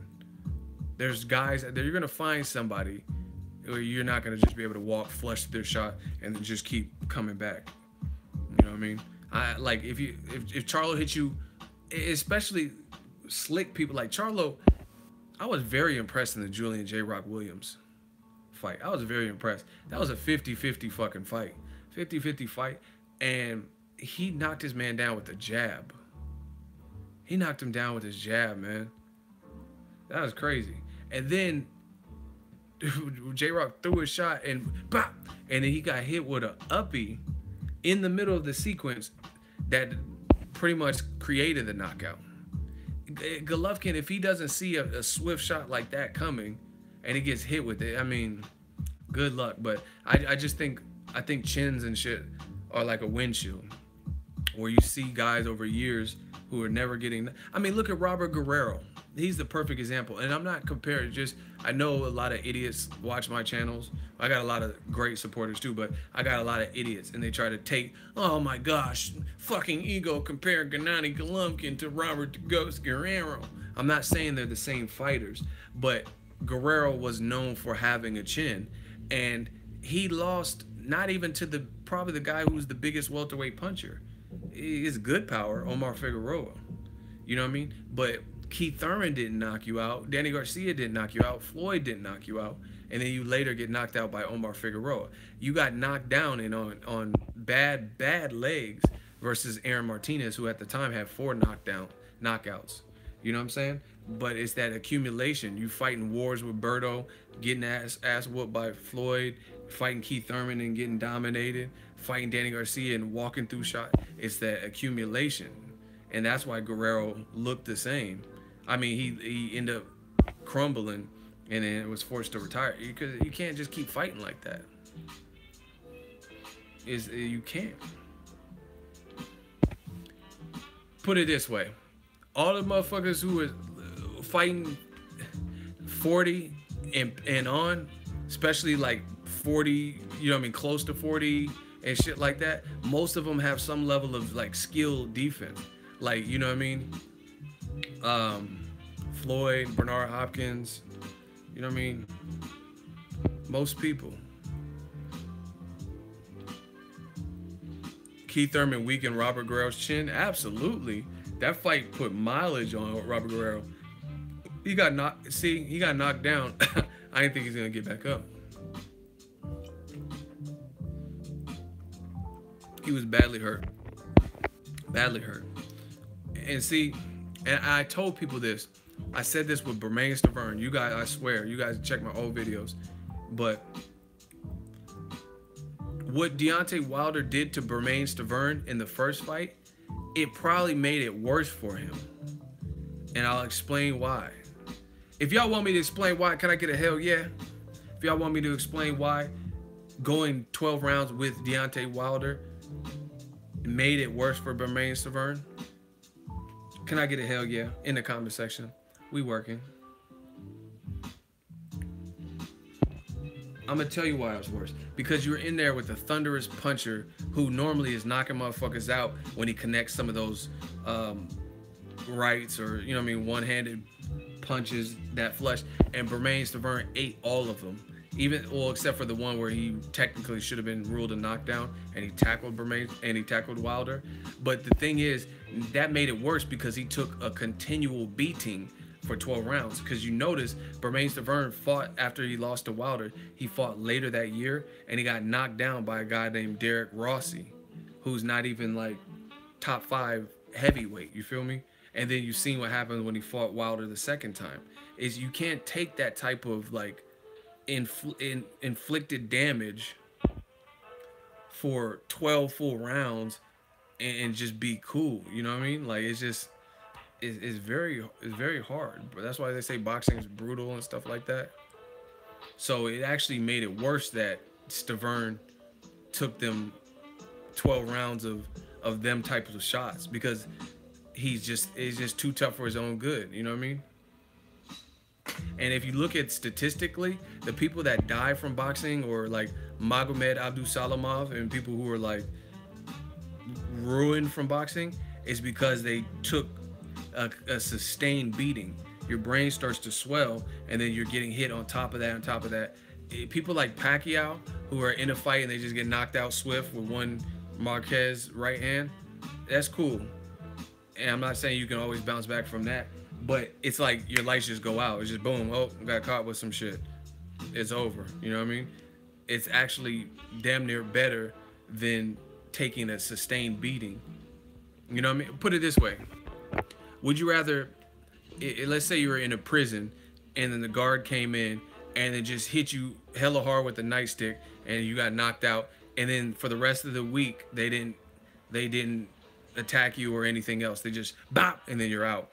Or would you prefer getting beat the fuck up every day for 7 days and you're not necessarily knocked out, but you're getting beaten and bludgeoned for seven days straight? You know what I mean? Of course that's gonna be worse. That's gonna be worse because you're getting beat down, you know what I mean, or jumped or whatever for full 7 days, as opposed to like a single shot, boom, put you out of your misery type shit. There's a movie with Brad Pitt that I like. He's playing like the coach or something for the Oakland A's, Moneyball. And then what's the dude, the fat dude that's skinny now, Jonah Hill. Jonah Hill was his assistant, and Jonah Hill was like, yeah, Brad Pitt was like, I want you to go in there and I want you to fire him. And then he wanted Jonah Hill to fire a patient. I mean a player. He wanted him to fire him. And then he was like, "What do I do?" He said, "Just go in there and fire him." And Brad Pitt was like, he said, "Just go in there and fire him," or whatever. And he was like that? That's it? And he said, "Think about it." He said, "Would you rather get shot one time in the head or 50 times in the chest and then bleed out?" That's kind of the same thing, same analogy. Bow, you're dead. You know what I'm saying? As opposed to get shot 50 times in the chest, then you bleed to death. That's kind of how it is with like a knockout. A knockout is just boom, you out. But if you take a sustained beating for 12 rounds by a thunderous puncher, then it's not really good. Floyd got a chin for sure. Listen, I'm gonna tell y'all straight up. I'm not impressed by the same shit some of y'all are impressed with. And I'm gonna give y'all an example. For example, Golovkin's done several interviews where he says he's never been knocked down or never been knocked out in 400 amateur fights and all his pro fights. He's never been hurt. That's what he claims. To me, I'm not impressed by that. That doesn't impress me. Was that Shania Twain? That doesn't impress me much. Oh, oh, oh, oh. I'm not impressed by that. Lomachenko making the people no mas and not being touched with shots and rocked. I'm not impressed by that. But see, this is the reason. It's not that I dislike these fighters or whatever, don't want to give them credit. It's I look towards those things. To me, that's what makes the fighter. The fact that Floyd has been hurt by DeMarcus Corley, Zab Judah, Shane Mosley, of course, Maidana, that shows me the grit and what Floyd can do. Because Shane Mosley had him fucked up. Just speed, everything. So I'm more impressed because he battled through that adversity and he went on to beat Floyd Mayweather every single round. I got an interview with Shane Mosley. Shout out to my dog, Sugar Shane Mosley. I got an exclusive interview with him. This was before some of y'all were probably even following the channel. And I said, what goes through your head when you hurt Floyd that bad and then he just never did. He never, you know what I mean, you were never able to do that. And he was like, man, he's like, I got him. I was just thinking, I got him. And then he was like, I couldn't find him anymore. I couldn't do anything. And he's like, damn. I kept thinking, he got away. So shout out to my dude, Sugar Shane, for keeping it true. The troll got blocked already. My shooter's on deck, man. I told you, we the mob, man. Money on top of boxing, we the mob. We got shooters on deck. I got couples. I got underbosses. And then, of course, you got me. You know what I mean? I told y'all I was eating this pasta on these fools. Yeah, you missed a couple. Shane Mosley fight was weak. You sound stupid. It was weak to you because you probably hate Floyd and aren't a real fan of just boxing. But to me, there's nothing weak about the fight. It was again, see, like I said 5 minutes ago, I'm not impressed by what y'all are impressed for. A lot of y'all. You know what I mean? That was amazing fight. Amazing because a guy who was on bad Bambi legs in round 2 and then he finds some way to keep it all together, not lose his cool, and dominate Shane Mosley and win every single round. That's impressive. That's very impressive to me. But see, if you hate Floyd and you're expecting him to get knocked out, I could see why you'd be disappointed and it wasn't a good fight for you. You know what I mean? Well, look at it. I mean, look at like Amir Khan. There's no disrespect. He fought Danny Garcia. He fought Bradis Prescott. The moment he was hurt, the end was near. Like, you know what I mean? He ended up getting knocked out. He doesn't have the mind that Floyd has, right? You look, and it's not just him. Look at Julian J. Rock Williams. He got hit with that uppercut versus Charlo, and moments later, he's knocked out. You know what I mean? Listen, you could say whatever you want about Floyd. Floyd's a coon. Floyd this, Floyd, I hate him, all that. But as a boxer, not this domestic violence, all this extra shit. As a boxer, that man is incredible. That man is incredible. I'm no hater. I give credit where credit's due. Just the fact that you can go 20 years and pretty much leave the game, faculties in check, unscathed, that man is incredible. As a boxer, he's incredible. You know what I mean? Guys like Juan Manuel Marquez, you could beat him 12 rounds. Pacquiao fought this fool Marquez 4 times right? And he's never easily beat Marquez. Never easily beat him. Floyd comes back after 21-month layoff, almost 2 years away from the sport, not competing, and then he beats Marquez easily and knocks him down. And you go, oh, Floyd missed weight, man, fuck that. There's been times where, see, this is the thing. There's been times where Floyd's been the guy who was at the disadvantage weight-wise too. Same outcome. Canelo had an advantage. Maidana had an advantage. Same fucking outcome. I love Marquez. He's one of my favorite counterpunchers, but he got dogged by Floyd. Yeah, but as a boxer, that man's incredible. But people always bring up other shit. You know what I'm saying? Oh, he beat his wife. He be 51 and 0 if you count his girlfriend. Like, all that shit's corny. That shit is wild corny to me. You know what I mean? And you know what the worst part about this social media age? I'm gonna tell y'all. Floyd posted that video where he hopped in the UFC, whatever the fuck he's doing that shit for, the hop in the UFC cage, and he's like, what are the odds, Patty? What are the odds? All that video. And he might not be in fight shape, but he's in decent shape. There's motherfuckers on my Instagram talking about, oh, Floyd look out of shape. He look so out of shape. Floyd looks fat. I swear to you, I went to this dude's page, like one of the dudes. He was like, man, Floyd, he looks fucking fat. I went to this dude, man, this dude looked like Chris Farley. And I'm like, you calling Floyd fat and you fat as fuck. I don't know if that's politically correct, but it's my channel. YouTube, don't sue me. But this dude was hella big, you know what I'm saying? Like Uncle Buck, Chris Farley side. And you talking about how Floyd is out of shape. Like this was wrong with boxing, you know, or not boxing, this is the internet. It's crazy. Fucking Shrek talking about Floyd out of shape.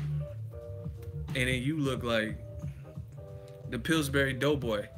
If I poke your stomach, will it make you go, you know what I'm saying? Like, this shit is crazy to me. It's real life crazy. People going to Deontay Wilder's page, you're a bitch. You fucking bitch. You walk up to him. I've met Wilder plenty of times. Walk up to him and say that same thing. And hopefully I'm there so I can record it and get some views, because you will get your candy ass whooped. You know what I mean? But that's the internet shit, you know what I mean? It is what it is. People just, Floyd's looking fat. If Floyd's looking fat, what the fuck are you? What are you looking? Morbidly obese? Like, what? It does not even understand. I don't even understand it, man. Hey, you know, man, this game is fucking, that's why I come, do my thoughts, stay to myself, keep my circle small like Cheerios, and I be the fuck out. I make my money and I peace out. Because people are fake. I don't like fake shit. You know what I mean? I love Maidana. Maidana's one of my favorite fighters, straight up. I always give him props. Met him at the Box Fan Expo. Cool dude. Even though I think he's a drug dealer now based on how he's acting and he dresses. But I still fuck with Maidana.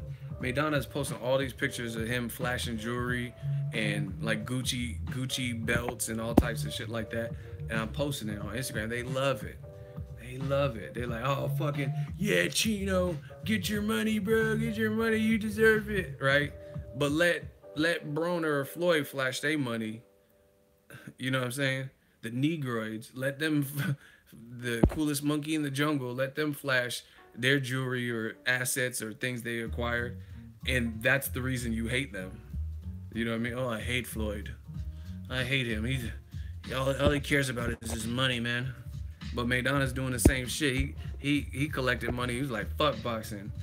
I'm a boss out here in Argentina. I'm Narcos Maidana. Fuck you.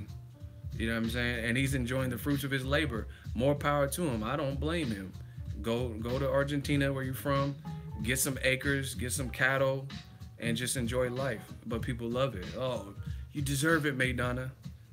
Floyd beat him twice. Floyd don't get to deserve his money. You know what I'm saying? This shit is crazy. But again, I don't like fake shit, so I just keep it pushing. Speaking of money, man, y'all want to talk some more money?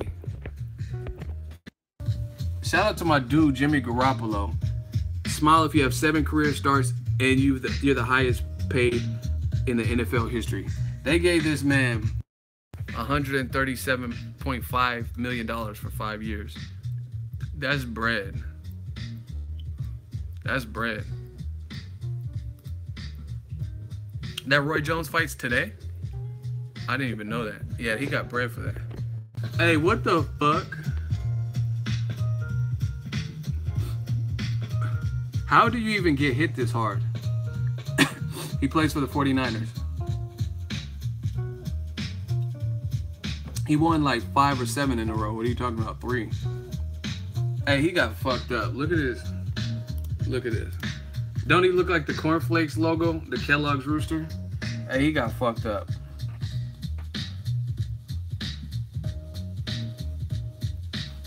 That's treacherous. What y'all want to talk about? These sex dolls? Hey, y'all like these sex dolls? Hey, I would hit one of these sex dolls, man. She won't even be tripping when I be on the road traveling to cover these fights.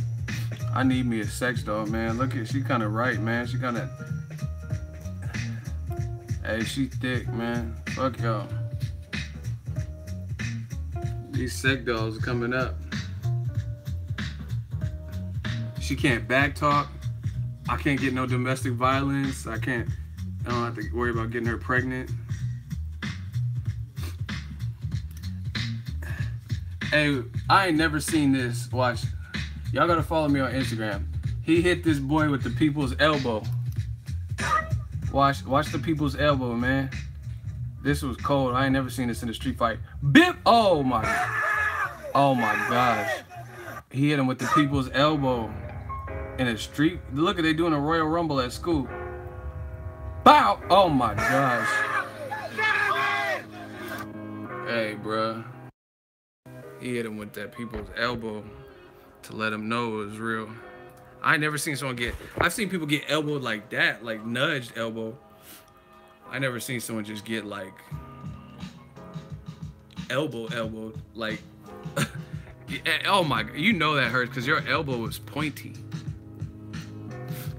Hey, Terrence Crawford is one of my favorites in the game. I love this quote. I made this for y'all.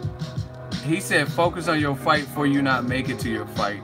Hey, Terrence Crawford, I told y'all, this man is a real one. He got dog in him. He said, focus on your fight before you not make it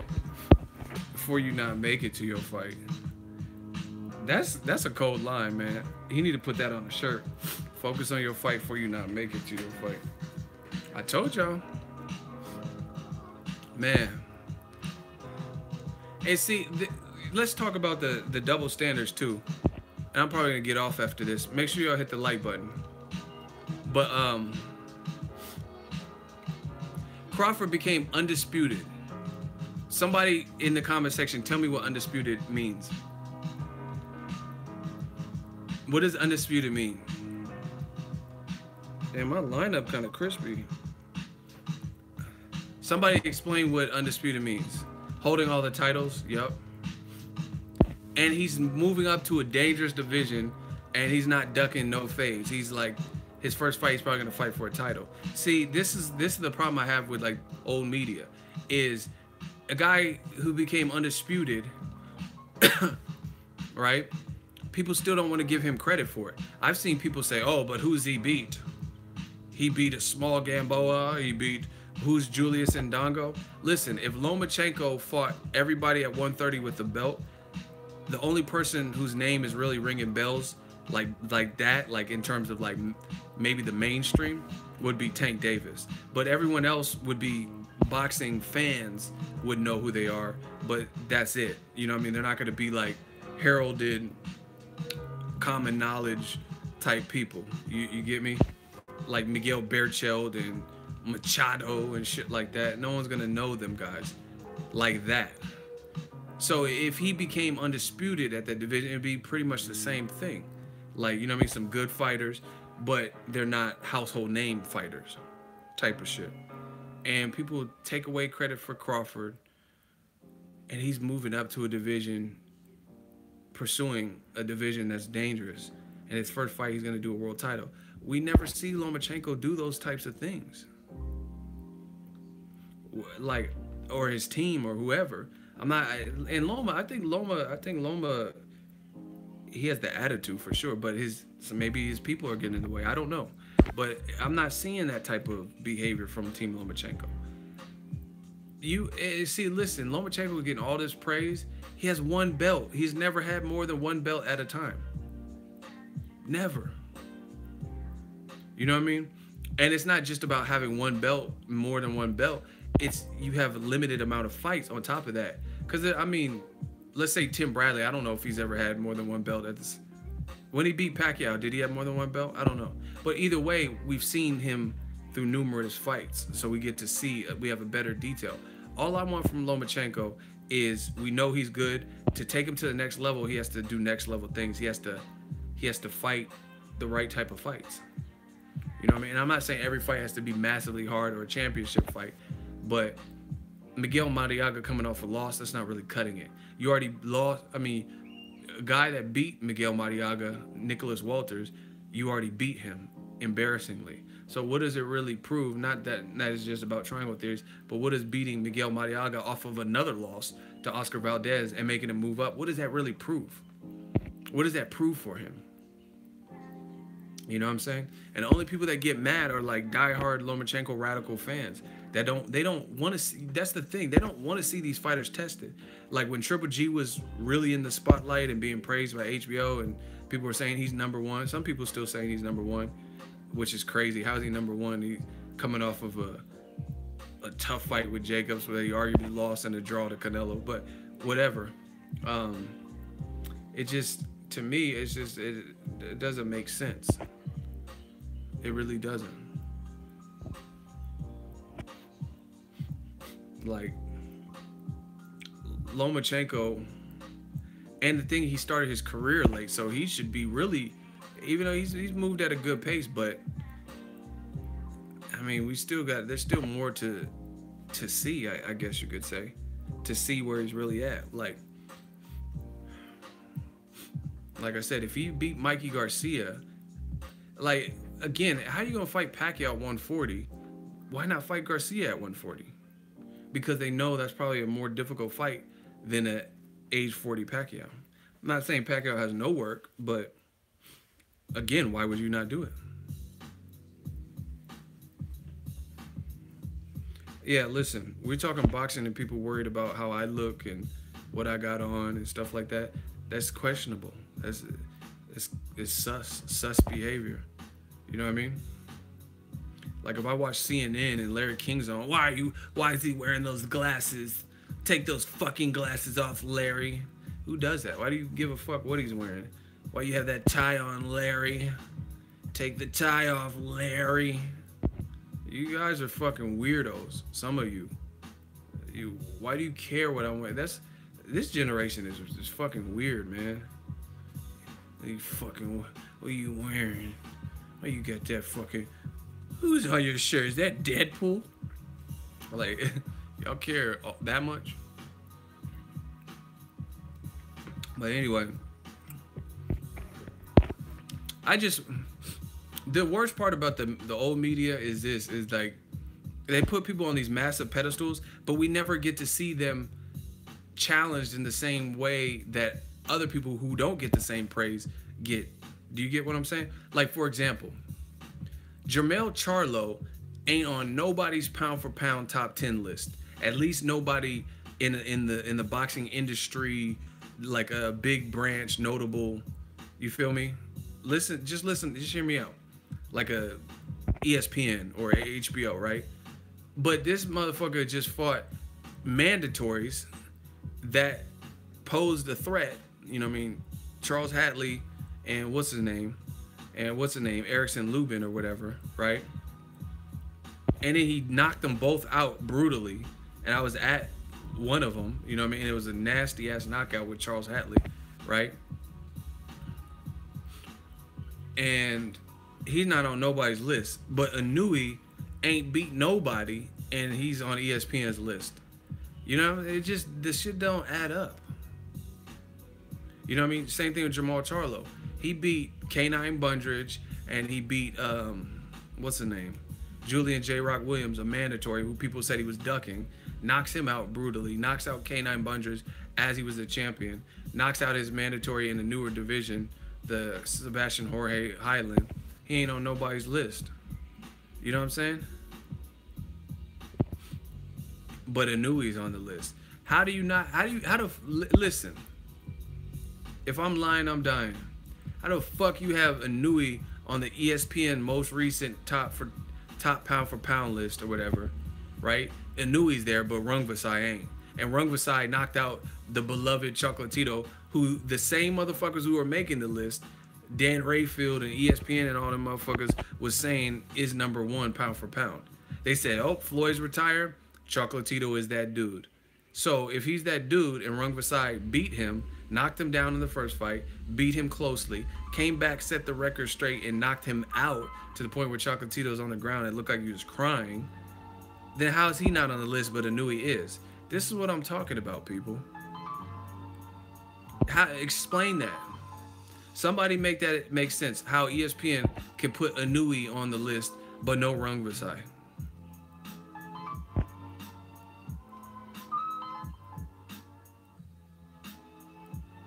He struggles to make weight. What does that have to do with anything?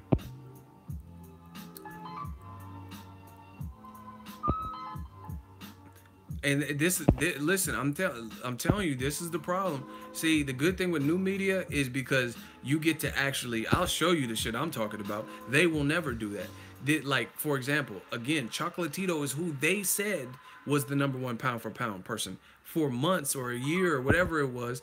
They said that. I never said that. They said that. And then when he gets destroyed by Rungvisai in the rematch, then they move right beyond him and put Lomachenko or Golovkin on that list and act like Chocolatito never even fucking existed.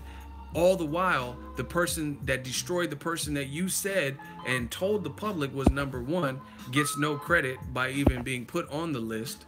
You didn't even put him at the back of the list, but you put Inoue, who ain't done shit, who's a good fighter, but ain't done nothing compared to Rungvisai.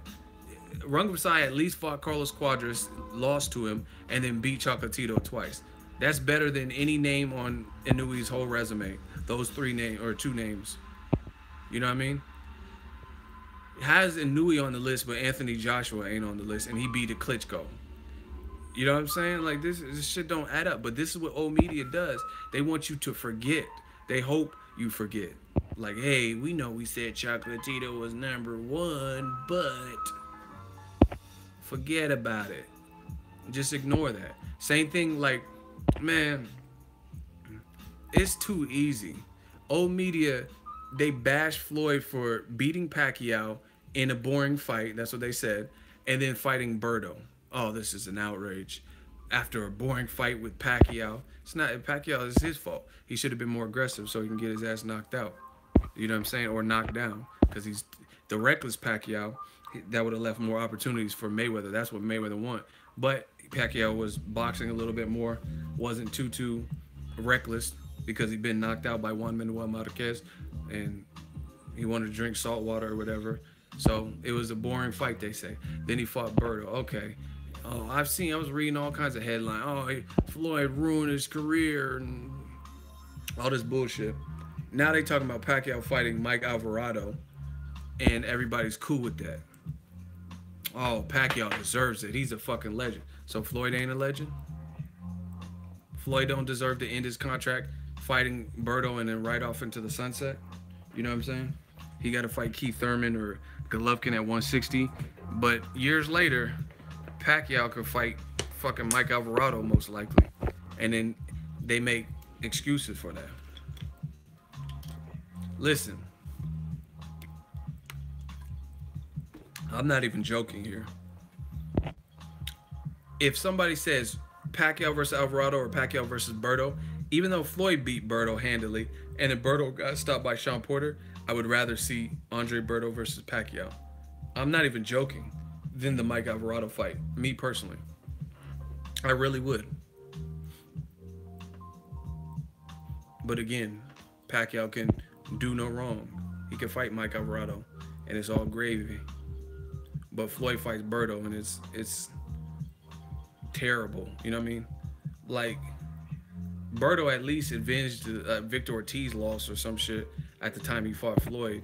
What has Mike Alvarado really done? I was at Mike Alvarado's last fight. It was on the Crawford and Dongo card. I was live in Lincoln, Nebraska, and Alvarado was getting outboxed by a guy I've never heard of, and he turned it around and knocked the dude out, but he was getting severely outboxed. We were all at media press row talking about how he was getting outboxed, and he didn't look the same. But he turned it around, so props to him for that.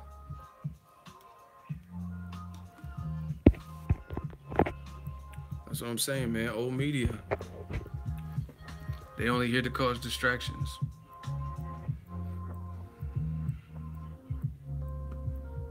Ain't nobody giving a fuck that Pac. But see, it kind of shows you. This kind of shows you how they viewed Pacquiao all along. They knew he wasn't the superior fighter to Floyd Mayweather. That's why they hold Floyd to a higher standard. Floyd got to move up to 60 and fight Golovkin.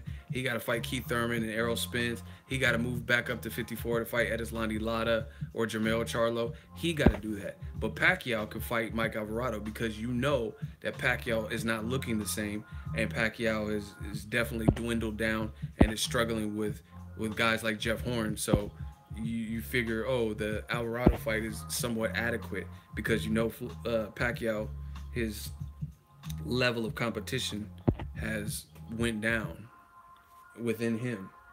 So that's why you're so comfortable with that. You know what I mean? Which proves all along.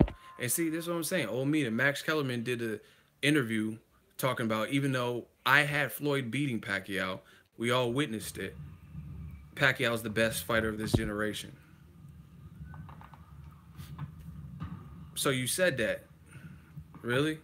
He's the best fighter of this generation. So the best fighter of this generation gets to fight Mike Alvarado, but it was a crime for not the best fighter of the generation to fight against Berto in his last fight? And we don't even know if this is Pacquiao's last fight. I never even heard about Pacquiao retiring officially or anything. You know what I mean? So it's crazy what they say. Max Kellerman did an interview on First Take. He says in a rematch, this was literally a week before the Jeff Horn fight.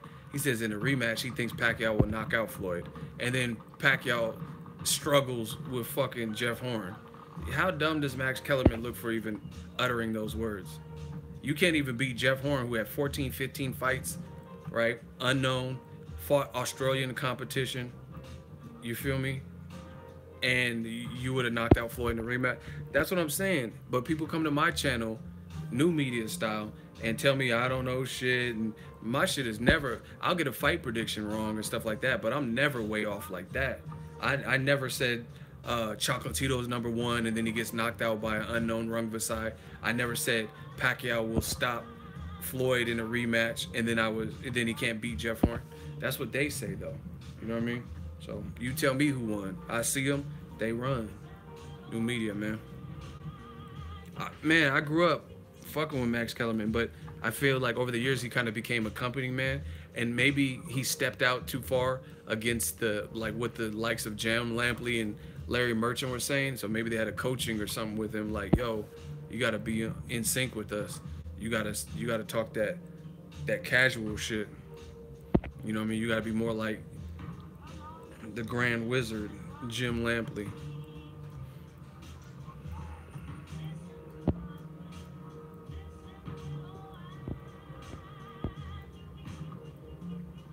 See, and the great thing about YouTube as a platform, I don't got nobody cutting the checks. The people that cut my checks,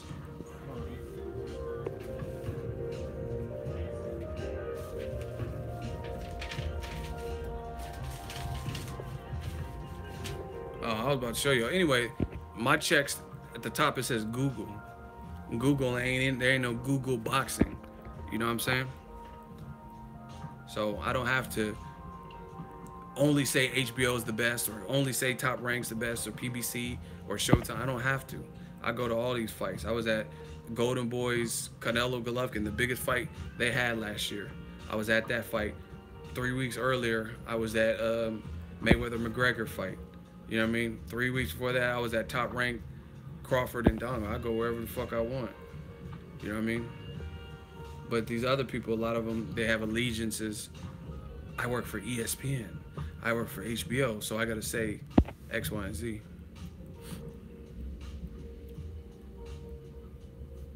You seen Loma call out everybody he want to fight? Talk about it.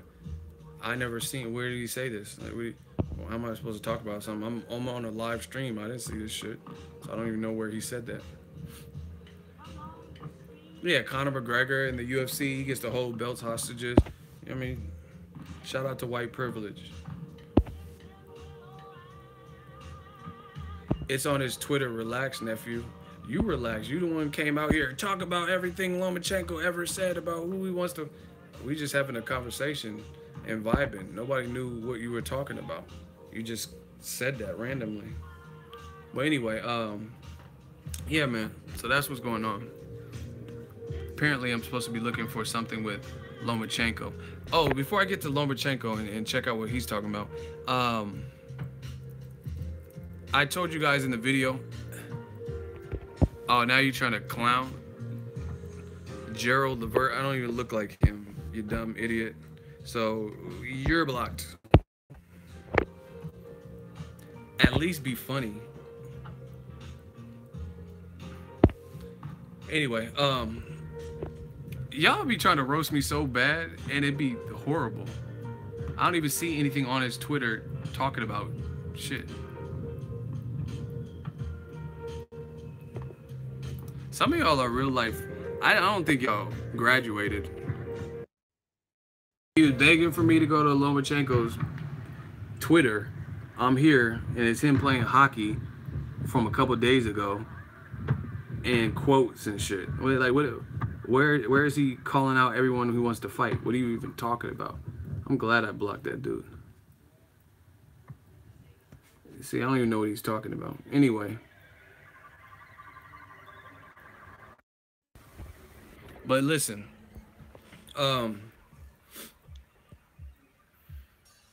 Crawford-Horn, I like the fight.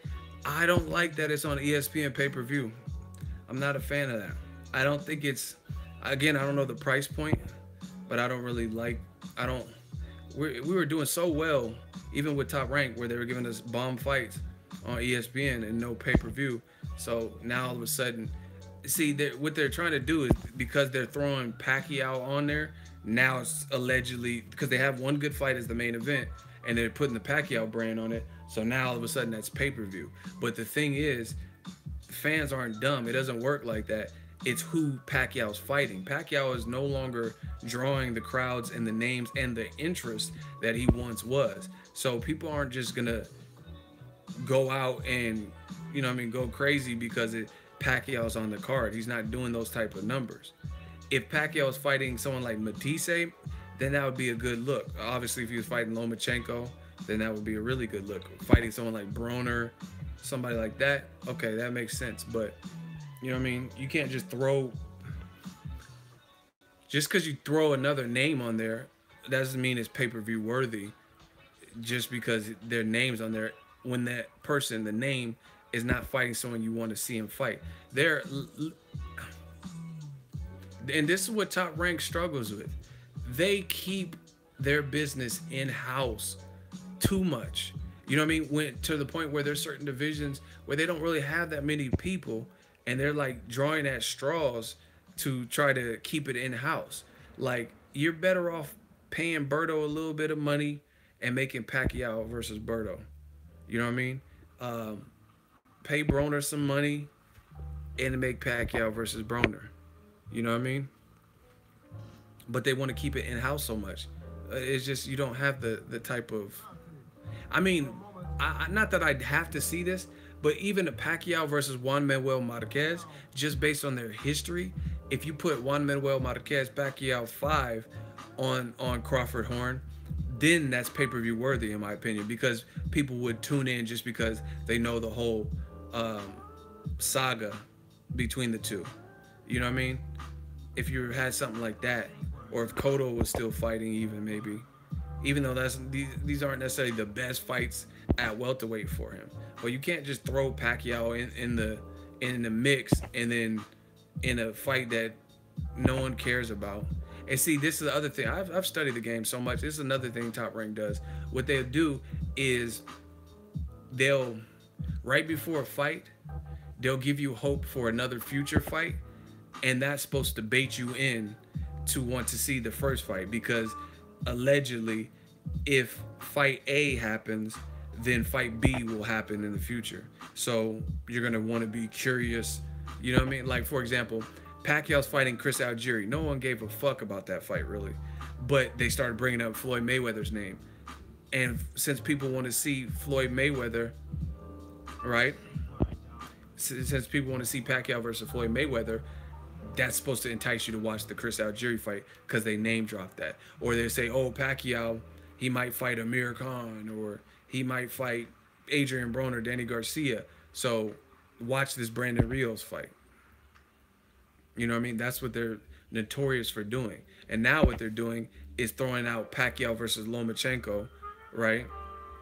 If Pacquiao fights Mike Alvarado, a fight we don't really care about, but it's a tune-up to Pacquiao Lomachenko. Now that's the talk of the town. You know what I mean? But like, again, there's a lot of things have to work in order for that to happen. Hey, you know what, man? I'm about to go in. This is what I'm talking about old media. Floyd had close fights with Castillo in the first fight and Maidana. Gave them boys immediate rematches in the same year. I just thought about it. Why the fuck is Pacquiao not fighting? Why would he be fighting Crawford-Horn undercard when he lost to Jeff Horn? Why isn't he giving an immediate rematch to Jeff Horn? Why aren't they, you know what I mean, clear the air? Freddie Roach says they won. You know what I'm saying? Why is there never pressure for the old media fighters, the ones that they over promote or idolize or whatever you want to call it? Why is there never pressure for an immediate rematch? Vasil Lomachenko loses to Salido. 4 or 5 years later, he still hasn't rematched the motherfucker. And Salido's been through wars. You still haven't rematched him. Pacquiao loses to Jeff Horn. Now he's going to fight on an undercard with Jeff Horn, but he still ain't rematched him. You know what I'm saying? Because they know it's dangerous and they're trying to milk it and preserve it to extend other future fights. Pacquiao Horn fight was close, but why not get an immediate rematch? Andre Ward had to do it. The Kovalev fight was close, and people would not rest assured unless Coward Ward and Son of Groin and all this shit y'all call him fought Kovalev in an immediate rematch. When he threatened retirement before the rematch, y'all lost your mind. But Pacquiao, once again, his tough fights, he don't have to give an immediate rematch necessarily. Like when he had tough fights with Marquez, they went, at first they went like 2 to 4 years in between the rematches. Crazy.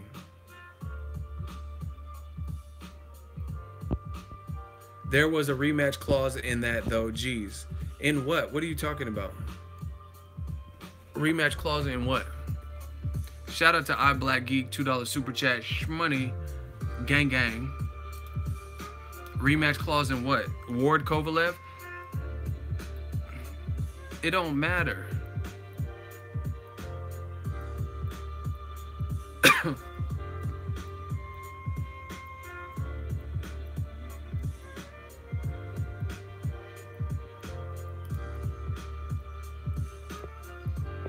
Hey, what is up with Adrian Broner, man? I don't even want to make videos about this shit because it's like crazy. Shout out to King Corleone. He just sent me this, or hit me to this. I'm gonna show y'all real quick. Hold on. Broner. He says hashtag on God verified page. I won't kill myself this time. I'm gonna kill a bitch first on God. I'm like, what? Let me be a little more specific. Since motherfuckers think I said fuck my kids, I will love and give my all to all of my children, but fuck all y'all kids, bitches. You damn fools. On God. What is he talking about? I don't even know what Broner's talking about right now. He's talking about murdering a human on God. I don't even use that. I don't say on God. Like, you know, I don't put nothing on God. You know what I mean? But whatever, to each his own. See, this is the issue people have with Broner is like guys like Terrence Crawford and Errol Spence, they just kind of go about their business, rack up the wins, and don't really even trash talk too much unless provoked. and then they definitely back it up with their performances. Broner does all the like the antics, and he has the issues like with the law and punched a guy in Vegas or whatever, and then he has these little episodes, and it's kind of like out of nowhere, and then he'll delete it or something, and it's just, I don't know, it's a crazy look when you have a April fight coming up, you know what I mean? Because it makes you look like unstable or something. Like I haven't even read all this. Fuck everybody, don't nobody call my phone. Fuck family, fuck my baby mamas, fuck kids, fuck y'all kids, fuck my daddy, fuck my mama, fuck everybody. And if anybody got a problem with me, holla at me in the streets. Everybody will die. I'm out here by my motherfucking self. Fuck everybody, bitch. Oh, man. AB against the world. See, that's, I don't know, man. That shit's crazy. Yeah, man. I don't know, man. Me personally, from where I'm from and shit, it don't pay to show too many emotions. You know what I'm saying? You're better off, because emotions will get you in certain predicaments. You know what I mean? Like when people know what pushes your buttons. You know what I'm saying? Where I'm from, that's not a good. Now they know how to get to you. You show the chinks in the armor. That's why I don't put my business out there like that. You feel me? Like, you know what I mean? And it just, I don't know. To each his own. I don't listen to Broner's music. I ain't never heard it, so I don't. I mean, I heard his like Slammer and shit, and a couple snippets of songs he posted, but I never just downloaded his mixtape and then rocked it. So I don't know. I really listen to old music, older shit. So I don't be on new shit, unless someone tells me about it. But yeah, I don't know. I don't know. Like I said, where I'm from, you don't really put too much out there because people could use it against you, and you just open the floodgate for people to laugh at your pain and or criticize or talk about your life. You know what I'm saying? Like, and like me, I don't know. I'm a different person, I guess, than some people. Like Broner was like, "Oh, you talk to Big Bro? I ain't got no Big Bro. My big bros, they last name is Broner. Fuck Floyd. Fuck Floyd Mayweather. He for the camera. Like, you know what I mean? You just going wild on Floyd. Like, how many times has this been? You know what I'm saying? Like, how many times have you and Floyd been cool and then not cool, and then you called him out for a fight, and then you're seen with him? Like, to me, I don't know. That's just, I ain't gonna like be around a nigga I don't like and pretend. You know, I don't know. That's not just what I do. You know what I mean? So that's crazy. Like that, him and Floyd, it just seems super rocky. Like, oh, I'm cool with Floyd, and I don't know, it's just up and down type shit. Tyson Fury, yeah, he's like that too. I don't know, man. And see, the thing is, I give Broner props for being he has heart. Broner got heart. He'll take the tough fights, but that's probably some of his problem. You know what I mean? He's talking about wanting to fight Sean Porter, Mikey Garcia again. He might have too much heart, whereas like it might be wise to rack up some victories and stuff like that. So people probably have to slow him down and stuff. So you can't take that away from him. You know what I mean? Even the Omar Figueroa fight, that's a deadly fight, dangerous fight, based on how Omar Figueroa fights and based on what's given him problems in the past. Make sure y'all smash the like button, man. We're almost at 300 likes. We got to try to get there. We just vibing right now. Real boxing talk. But yeah, man. So I give him credit. Yeah, he definitely has heart, and he's not afraid to risk it and challenge himself. But this is, when you have episodes like this, Omar Figueroa is probably laughing. He already knows he has a style that is maybe giving you some issues, and whether you're just doing it for attention or not, it makes it look like you're not as focused in camp. Meanwhile, his camp, let's say his camp is going well, then, you know what I mean? You don't want to give no one no strategic advantage. That's one thing I do know in this art of war shit. So,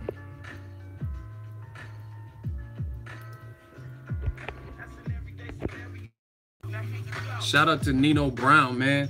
$10 Venmo joint. Nino Brown says, "I'm my brother's keep." No, he says, "They sleep, we working, brother.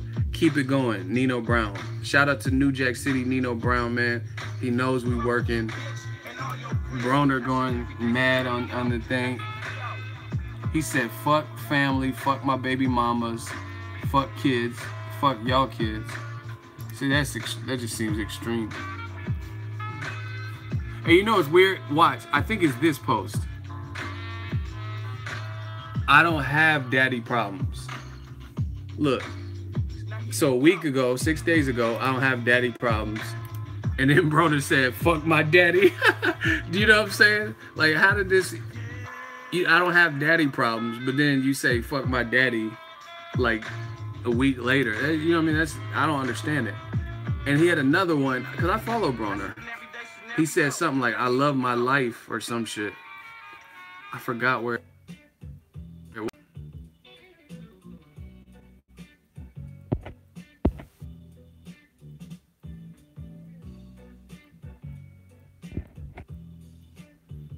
Can y'all see me?